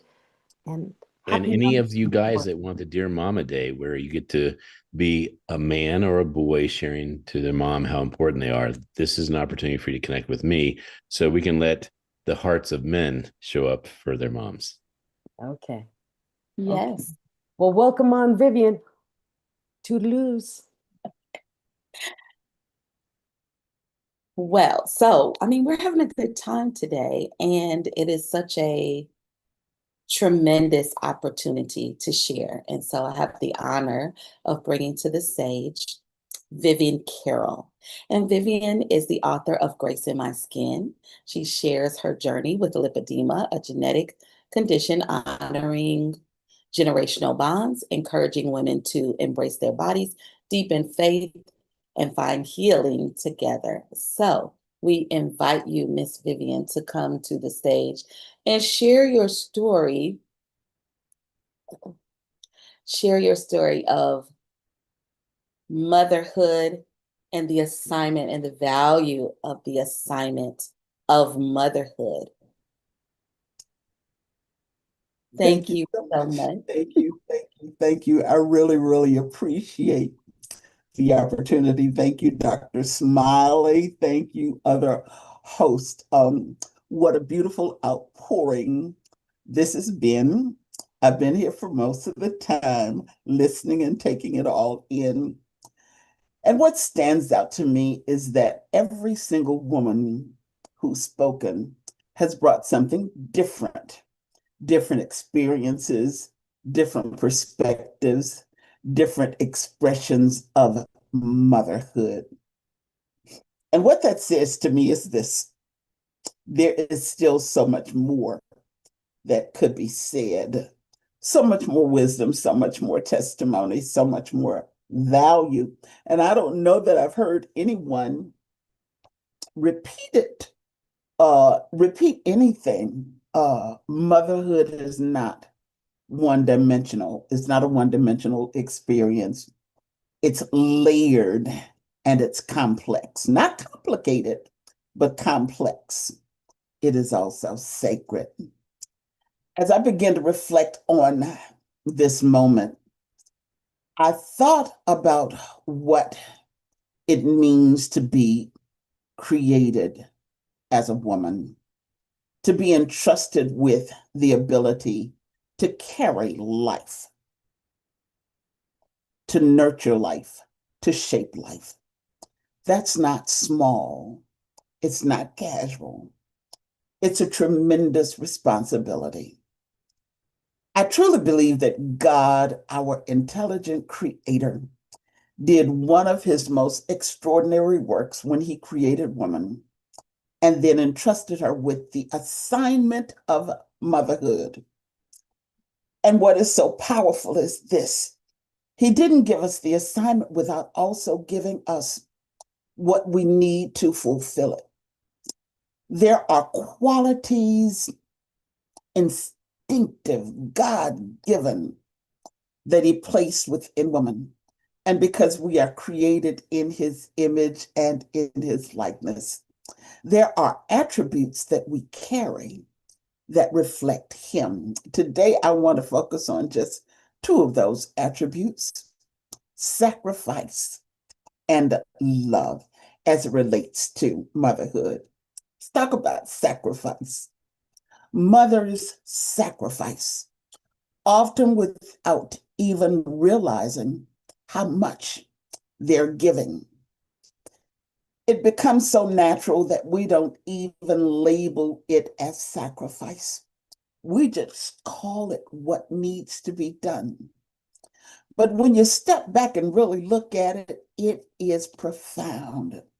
I think about my own mother, and she is 91 years old now. She just had a birthday a couple of weeks ago. She raised 6 children by herself.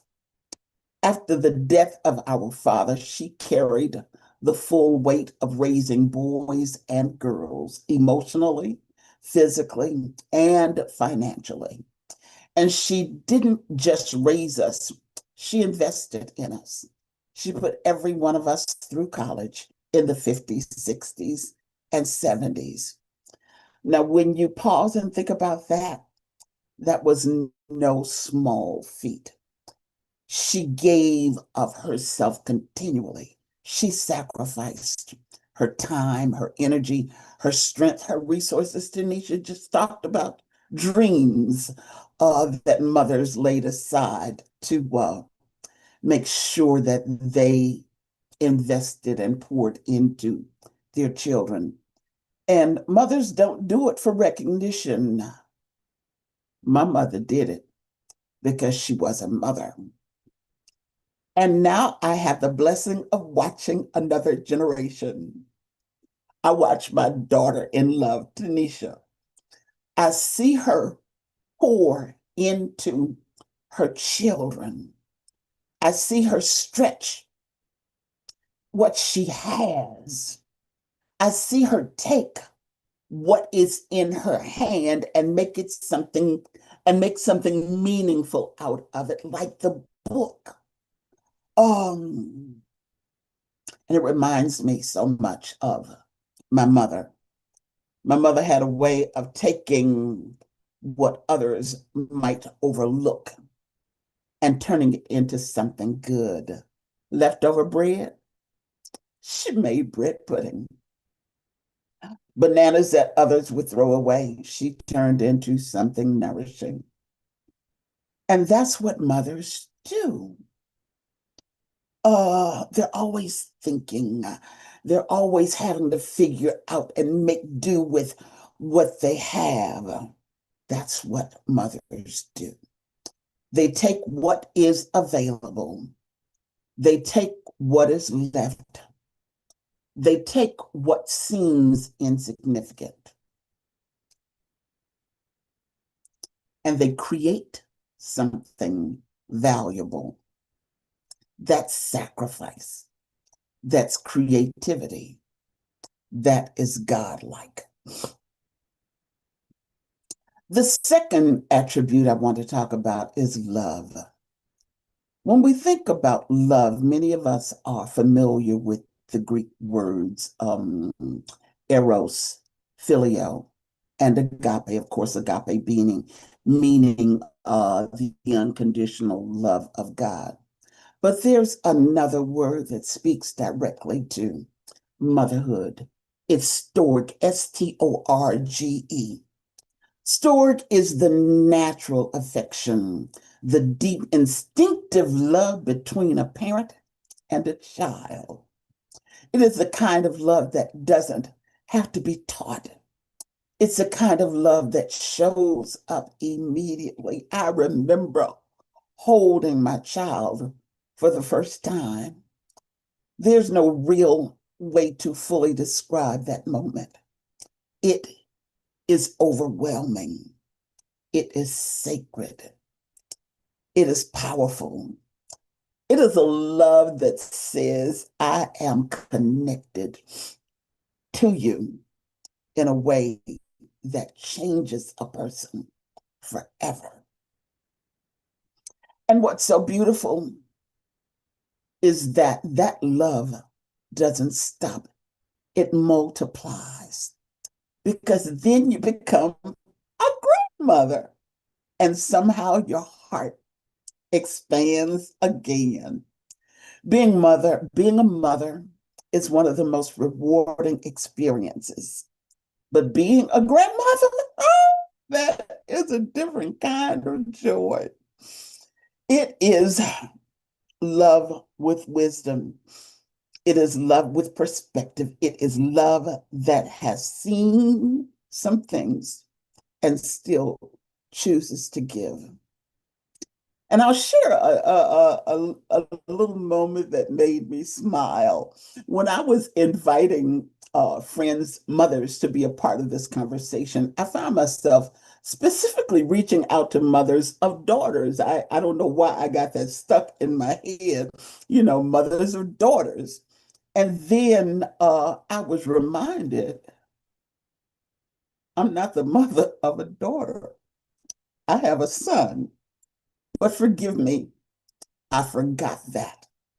And I thought that I have a daughter too. I love you, Tanisha. And I am thankful. Right.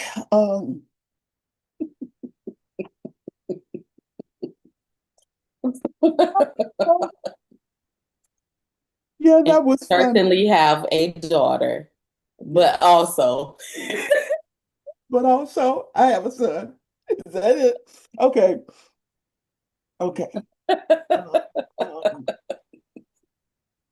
Motherhood. It reminded me of something important, having a daughter too. Love is expressed in different ways. Motherhood is lived out in different forms. in different forms, mother, mother-in-law. But at its core, it's still rooted in sacrifice and love. So as I close, I just want to say this to every mother, to every woman who has nurtured, poured, sacrificed, and loved. What you do matters, even when it is unseen, even when it's unseen, even when it is not acknowledged, even when it is exhausting. There's value in it. There is purpose in it. And there is legacy in it. Thank you so much for allowing me to be a part of this conversation. Thank you. Thank you for being a part of this. Thank you for sharing. Thank you for being an amazing cheerleader and supporter. Truly appreciate all that you give as a mother and grandmother. Appreciate your heart for the people and for us and for our family. Thank you so much for celebrating this. And make sure you share the book, I'm trying because to I need 20 more sales to get the bestseller. I've got it pulled up, but I don't see the Kindle yet. I see paperback, but I don't see Kindle, but I'm going to get it That's all right. I'm going to text it right to now. you, Okay. honey. Thank you so much. I'll see you soon. All right. Well, listen, we are winding down, friends. We are winding down to the end of this excellent event. I count it a privilege and an honor to have been a part. I count it a privilege to have the opportunity to host so many people that I appreciate, that I honor, that I value. And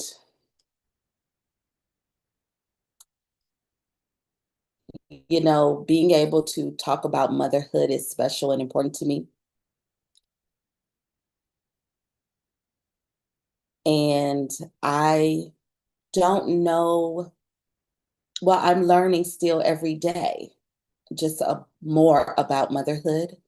And so I appreciate the people who are here and who will be able to, you know, tell me, oh, this is working or this is not working. And you're good. Here's a way you can be better, whatever it might be. Okay. And so I want you to know that I appreciate you and I want your help. So right now, I need about 20 or more people to agree to purchase this book. And I'm ready for you. And this will help me to take it to the next level. And so I'm going to just share the link a few more times. I'm going to be on live. I'm going to be talking to some friends about this book all day long. This is what we're going to be doing all day, on and off all day. And so will you help me? Will you help me? And not only purchase it, but send it to someone who you know could benefit, a parent, a mother. For it's Mother's Day is coming next week. So this is a great book that you can share. Today, I want you to grab the Kindle. And then tomorrow, you can order the paperback and send it to all the mothers that you know. That would be great because I'm telling you, there's things in there that they want to write in that book. They want to do more than what's available on the Kindle. You can definitely use it, and we want you to use it on the Kindle. And if you don't have a Kindle, it's just going to be on your whatever book reader or whatever. It may even show up in Canva when you download it, because sometimes things do that. So just know that you don't have to have a Kindle in order to read the Kindle version of the book. It's an ebook. And so whatever e-reader you have on your phone or on your tablet or on your computer, that's where it's going to be. But do me a favor and go ahead and download it. And so we have one more speaker today. We have one more speaker, and we're going to invite her to come up.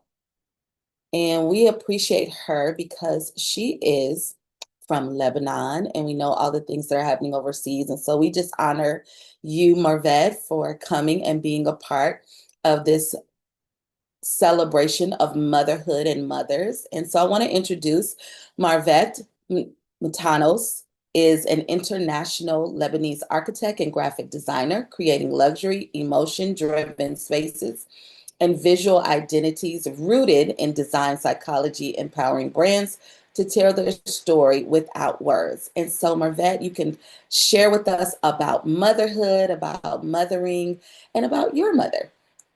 Thank you for being here. Thank you. Good evening, everyone. I'm truly honored to be here, speaking with you today. Around the world, it is Mirvat Mtanos, an interior architect and graphic designer from Lebanon, and the founder of Mirvat Architect and Design. My work is not only about design, it's about a human feeling. My vision is very simple, but very deep. We do not design for beauty, we design for feelings, because design is not only what we see, it is what we feel inside. A design can make a person feel safe or stressed.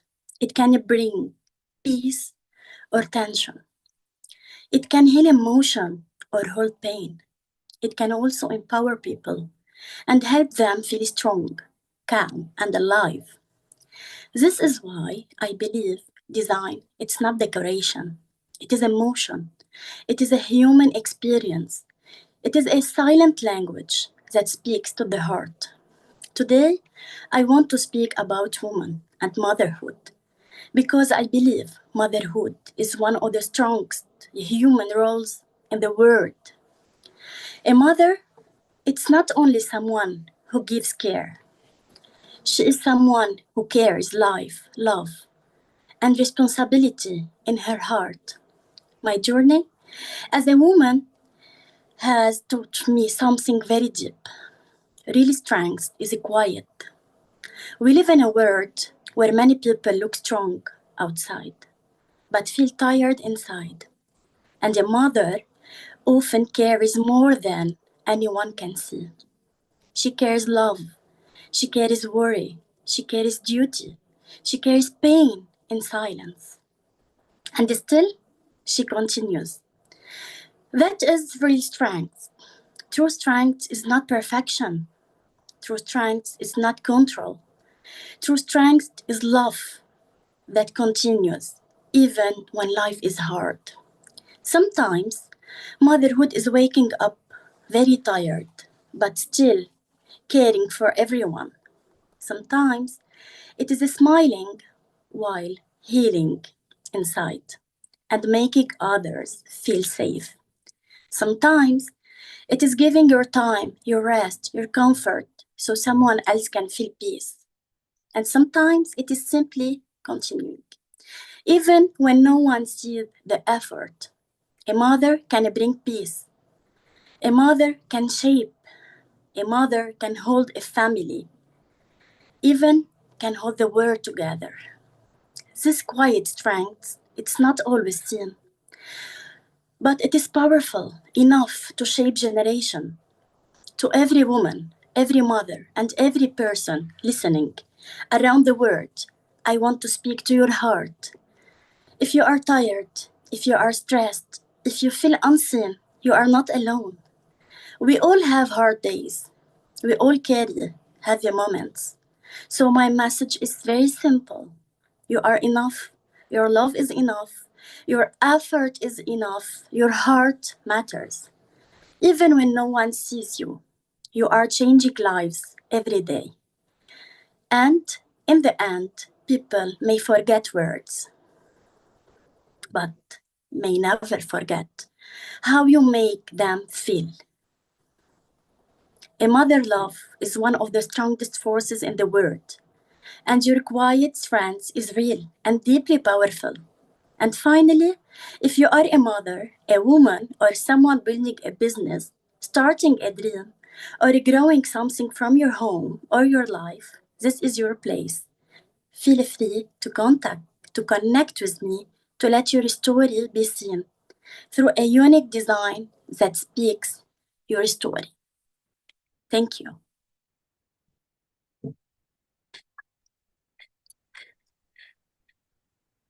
Thank you, Mervad. Thank you so much for being here and for how you go out of your way to be a part of these moments, because they do make such an impact and they mean so much. And so I want to thank you for what you offer to us and how you share yourself with us. Thank you so much. Thank you. Take care. And so we are, I know I said Mervad was the last person, but there's one more. And I'm so glad that she made it in. She is a fighter. She is a mother. She's a wife. She is a budget specialist for the Atlanta Public School System, and she's an intercessor. She is a future author, and she is a woman of resilience. She is a coach, and she is a woman of integrity and strength. And she has overcome, and she is yet overcoming. And there's just so much that is in her future, and she has not even tapped into the fullness of it as of yet. And so I want to invite Miss Jamila Duquie to the stage to share about motherhood, about being a mother, and the assignment of motherhood. And so welcome, Miss Jamila, to the stage. We're so happy to have you.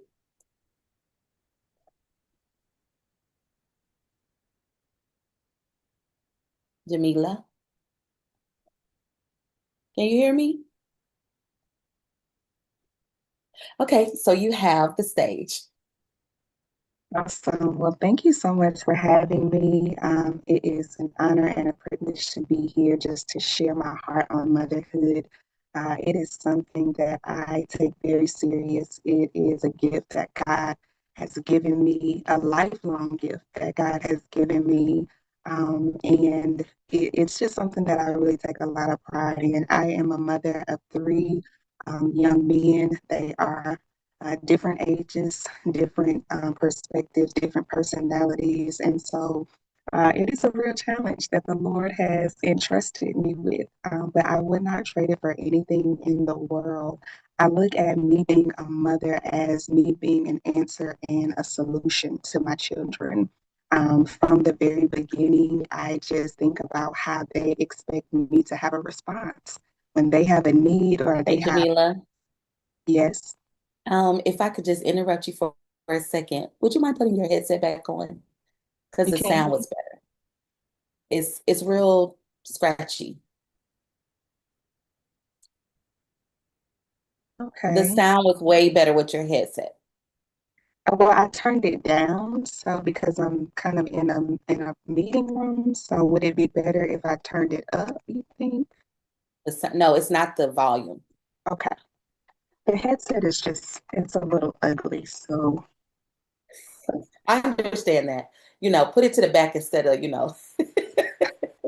but it's the microphone that we need. I got you.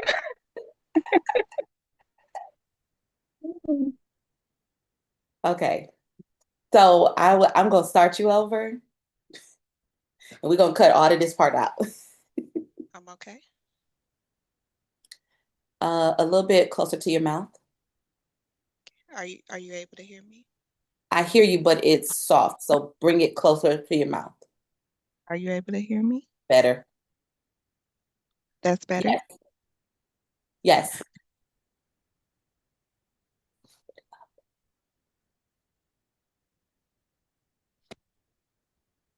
I know. I know. She gonna fuss with me later. It's okay. I am going I to. know you are, and I love you for it.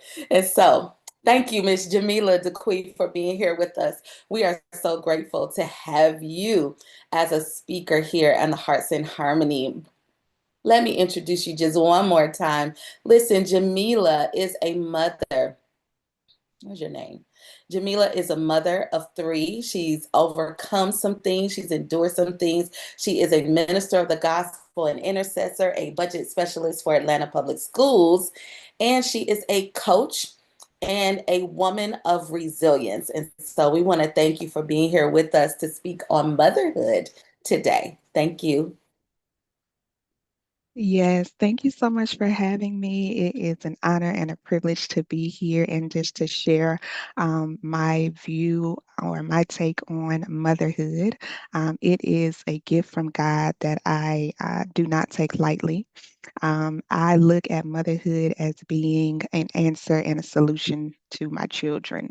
That's how I think that they look at me, as an answer and a solution. When they have needs or when they have questions, when they have fears or just moments of uncertainty, they look to mom first. And I want to make sure that my response to their needs, their questions, their uncertainty, their fears, it is important that I show up in a way that is pleasing to God, in a way that builds them to be respectable men of society, respectable men of God. And it has been a joy. It has been a journey. I am a mom of 3 young men, ages 20, 19, 16. So they are in very different stages of life. They have very different personalities, very different perspectives. And so it is a stretching. It has been a stretching, but it's nothing that I would trade in for the world. I believe that a mother arises and shows her greatest strength in situations of confusion that arise. We seek solutions for our children. When life, just shows up for them, we want to be present. You want to demonstrate wisdom. You want to be that nurturer. You want to show that you care and that you're a safe place. So those are just some of the things that I strive to do for my sons. They are faced with very different challenges than what I faced when I was in their age groups or in their shoes. And so I have to lean on the Lord for those answers that they seek from me, just to make sure that I show up present day and that I am responding in a way that they can receive it. I understand that as a mother, I am one of the first examples of relationship that they see. I'm one of the first examples of how they receive relationship from other people. They study what I do. They study how I respond. They learn to love people just by witnessing how I love them. They learn how to trust people by how I show up in consistency and how I show up, just how I say I'm going to show up. And so all of these different characteristics of me as a mom will be reflected on my sons as they are growing and maturing and just learning how to navigate life. They look to me. And so just reflecting back on my relationship with my own mom, I often especially at the stage of motherhood where I am now, it's been a little over a decade, so I have a little bit of, celebration and just a little bit of wisdom in motherhood, I believe. But I just look back, like day to day, and just different situations arise. And I am just trying to figure out, like, how did my mom carry this so well? I didn't think about how her day went. I just wanted to know what was for dinner. I didn't think about, what happened on her job, or what she was feeling in her body, or what the traffic was like on her way home. I just wanted what I wanted in the moment. And that's, it's not anything to feel bad about, because she allowed me to be a child. She did not put, the burdens on me that caused me to have to think about those things. And so I appreciate that, because she carried motherhood with grace. She was still able to nurture us. Of course, there were challenging moments of, I was a teenager. So I'm sure that I gave her some moments, where she wanted to question. She wanted to question, what do I do here? And I've been faced with those same moments just as my children are learning and growing, but it's a journey. I think that we are learning from one another in some aspects. But as long as we just continue to show up for one another and just show that consistency and that love, the love and the grace of God that is given to us, I am intentional about extending that to my children. I'm intentional about making sure that I create a safe space where they can trust that whatever they are facing in life, that they can come to their mother and have conversation about it and not feel judged, or not feel like they're always going to be in trouble, or that they're the worst people in the world. And so I love being that for them. I understand that in those small moments of conversation, that I am creating legacy. I am creating a blueprint and a standard for the people that they call friends, for the wives that they choose, for the business partners that they have. And they will be able to navigate challenging moments. They will be able to set boundaries. They will be able to serve others. They will be able to repair moments that have been broken.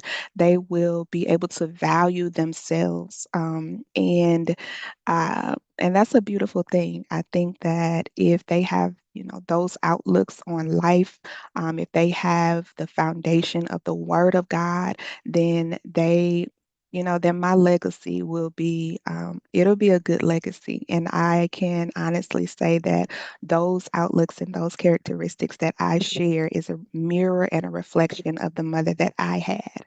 And so I think that's what I wanted to share. Thank you so much for allowing me to be here. Thank you so much. I appreciate everything that you shared and making a sacrifice to jump on at this moment. And I'm just proud of you as a mom and the things that you are achieving as you teach your young men. It's really powerful and special. Thank you. Thank you for being here, and enjoy your day. Well, guys, we made it. We made it to the end of this very special day, Hearts in Harmony. And I'm grateful to have Dr. Smiley here with me to close us out, because this is a joint venture. And it's And also, how there's a news break, like news flash. So I just want to share with you that this is going to get much bigger. But right now, the reaction from what you shared earlier, look at this. These are the people, right, that have helped and supported everyone else, and they're now supporting you. You have 3 people already that have 3 reviews. So, and that doesn't count the people that are buying it. Please understand, these are the people that are buying it, and then they're reviewing it, and then they're taking over the Smile channel. So it's 3 steps. And wow. I think Dana said it best when she said, with this extra step, it's like that. But but if you want to have accountability in the world, you have to have an accountability partner, or you have to have an accountability software. And so this software helps you actually compete, gamify, and have fun seeing how you're playing big. So I'm really excited about it. Yeah, I agree. And I appreciate, again, everybody. Thank you, Dana. Thank you, Kenny and Ken. Thank you, guys. Michelle, Jody, we celebrate you all and appreciate you. And thank you to Faison, of course, for all that he does to make these moments happen. And to Aisha, thank you for being present and always in the background. And to Amy, who is the runner, like she's always on the move. And so we And appreciate she's it. getting up at 1 o'clock in the morning to do 1 this. o'clock. Yep. Yep. Yep, Yes. she is. She is. And so we appreciate just the sacrifices, because what we have to understand is that things like this don't happen just with one person. It requires a team of people. It requires a team of people, and we're all working together Leaders. to make it happen. Leaders, heart-centered leaders. Amen. Amen. And that's what this is about. Hearts in harmony. Hearts in Well, I harmony. may not have the last word today, but before Dana goes, I just want to say you are radiating, Tanisha, with love and happiness. I'm so happy to see you at this level, because that's what I call a priceless, unforgettable moment. Thank you. Thank And you. what so better more to get this episode and show done, but with you, Tanisha. I mean, this has been a great episode to be with you, and I was honored to be here with you. So I'm glad that you were able to represent yourself well as a mother, and what it means to you. So yeah, this has been a great episode for me. And the Thank people that you. and the people that are in your community that actually Yeah. support you, but also understand that this is an important message. Tanisha, one of my favorite moments of the entire year, when you care about someone so much, giving back to them is really the way of saying to them, you made a difference. So I want to tell you, one of my favorite moments of the entire year was in DC, when I got to see you happy with your daughter, and I got to take my camera and just lift it up and capture the spirit of the love that you guys have for each other. And she is a remarkable daughter, and you have been an amazing mother, but that's what causes each. Isn't it funny? She causes you and you cause her. Yeah. Yes, That's I agree amazing. with that completely. Yeah. Yeah. And Yeah. it's so unique. And that's one of the things I think that has been a thread as well today, is just how when you become a mother, you're mothering a person who's never been in this earth before. And so as much as you can take on what other people have experienced, it's really unique. It's unique to you, and they make you a parent, and you make them a child. Right. And there is such a And reciprocal. well, they make you a better leader too. Absolutely. They do. They do. Absolutely. Because you're Yeah. learning so much, you don't realize that you're learning about life Mhm. and parenthood. You're learning about life. And when they're growing up, they're learning about how to be a human, an adult in the world. And so it's a blessing. Well, this is Yep. the first time. I'm not saying I didn't get it from a superficial or even a somewhat deep level, but this is the first time that I can actually feel every single time an athlete is said, and they're shaking, and they're barely able to compose themselves, and they're saying, "My mom gave me everything, everything," and that's what happens. This day honors that. Yes. Well, one thing I love about parenthood, Miss Tanisha, is that your children really put you in a place where it's a valuable lesson. It teaches you as an adult. It humbles you. It teaches you, and it shows you that you're never too old to learn, even from a child, or in something that a child, implements in your life. You grow from it. So I do appreciate the fact that God gave us children to help us learn and grow as well. So. Dana, that was the one thing I had not said today, and I want Tanisha to have the final word. But I want to say this because, Dana, you actually cultivated the piece that was missing on my sheet, and I want to say this today. God's gift to us, not forgetting what wonder is to give us a child to raise. Wow. That's good. Very much so. I thank each of you. I think it is such an honor to be a mother. It is an honor to show up as an example for my children, and specifically my daughter as a woman, to show up for her so that she can see that there are things that you can do that other people don't expect you to be able to do, but it doesn't mean you cannot do them. Because life sometimes will put limits on you.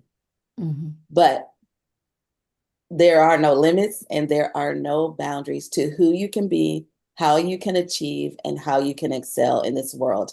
And I believe that mothers help us to see that. And because they do things that the average person don't want to do. That's true. Well, Tanisha, I still want you to have the final words, but I want to interject that Daniel created this image of how we fly up when we are patriotic, we serve, and then how the hearts connect to each other and the flowers bloom when love exists. And love comes more from the mother than the father, for sure, but the father mimics and learns how to love because of the mother. I love that. I love that. It all works together. And so we're honoring the military spouses, the moms, and we want to say Happy Mother's Day to everyone. Happy Mother's Day, Dana. Even though it's next week, we want you to know that we appreciate you, mothers, for how you give, you sacrifice, you set the standard for us in whatever way you do it. And you grow as a person and you allow us. I think her Zoom might have stalled a second. We're going to give her a second to come back and let her repeat that. Okay. But Dana, you want to give a shout out real quick to your child? Yes, I'd love to give a shout out to Samar Evelyn Cadence Hammond, my one and only bloodline, coming from the Indian heritage to here in America. So I would love to give a shout out to her and the precious baby that she has become in my life, my heart and soul, and just allowing me to live and breathe and actually be. When I felt like I didn't have the wherewithal to be or to give energy to, she became my point, a thriving point to live and to want to do. And it's amazing how a child can just when you're dealing with something that, especially after giving birth to a child, it's amazing how they become your focal point and the reason to want to live, a reason to want to thrive or to be successful in life. And I think God just, I know that's something you can't relate to because you're a man. I can and I can't. I can see how much Kenny's mother would do anything to give her life in a second. Yeah. And that's pretty much what it is, like dying to self. And this love just comes unconditionally and it just comes out of nowhere. And I feel sad for those who are so cut off from the motherhood emotions, because it's the best gift that God could ever give to a woman. Especially for her own child, because it's like you will, in a blink of an eye, you will just stand in front of them to protect them if there's a car that's about to hit them, or just, it just anything, it just comes second nature in us. And so even when it comes to like our well-being and our emotions, us as mothers, we may not be healthy mentally or emotionally, but somewhere God has created us to just be able to be them as a focal point to survive, to be not just on a survival mode, to live. And I can appreciate that about a child, and they, in your most darkest moment, they become your greatest shining light, Well, they're the reason that you actually can say you're alive, is that you created something, you created a miracle. I want to actually acknowledge Dr. Michelle Mraz, because just like my mom passing and me having the light shine that I should be doing something bigger with my life, Michelle Mraz believes in you and believed in you and still believes in you, but you're a relentless force of love. And I really appreciate you being here today. You are definitely one of the coolest and funnest people I've ever worked with in my life. Oh, Ken, you're pulling my leg. I'm not pulling my leg or your leg. I mean, I think Tanisha's calling to say that we need to wrap up. So Tanisha, Okay, good. we're going to wrap up. Is that correct? All right. Okay. So we just got a message from the angels of mothers. Okay. And they're saying wrap up. So thank you, Tanisha, for making this a great day. We will close out with style. So you and I were waiting for Tanisha to come back. She is saying that there's an internet connection issue, and she would like to give us the ability to close out the day. And so we shall. So, Tanisha, we love you. You are the mother of the Smile Channel, and you have brought together my most important title of who someone can be, and that is a mother. A mother is devoted, a mother is unconditional, and a mother will lead you to being great. So thank you, Tanisha. Thank for you. making this day possible for all of us to have a voice and to share in community the importance of motherhood, harmony, children, and of course, service. Thank you. Thank you, Tanisha.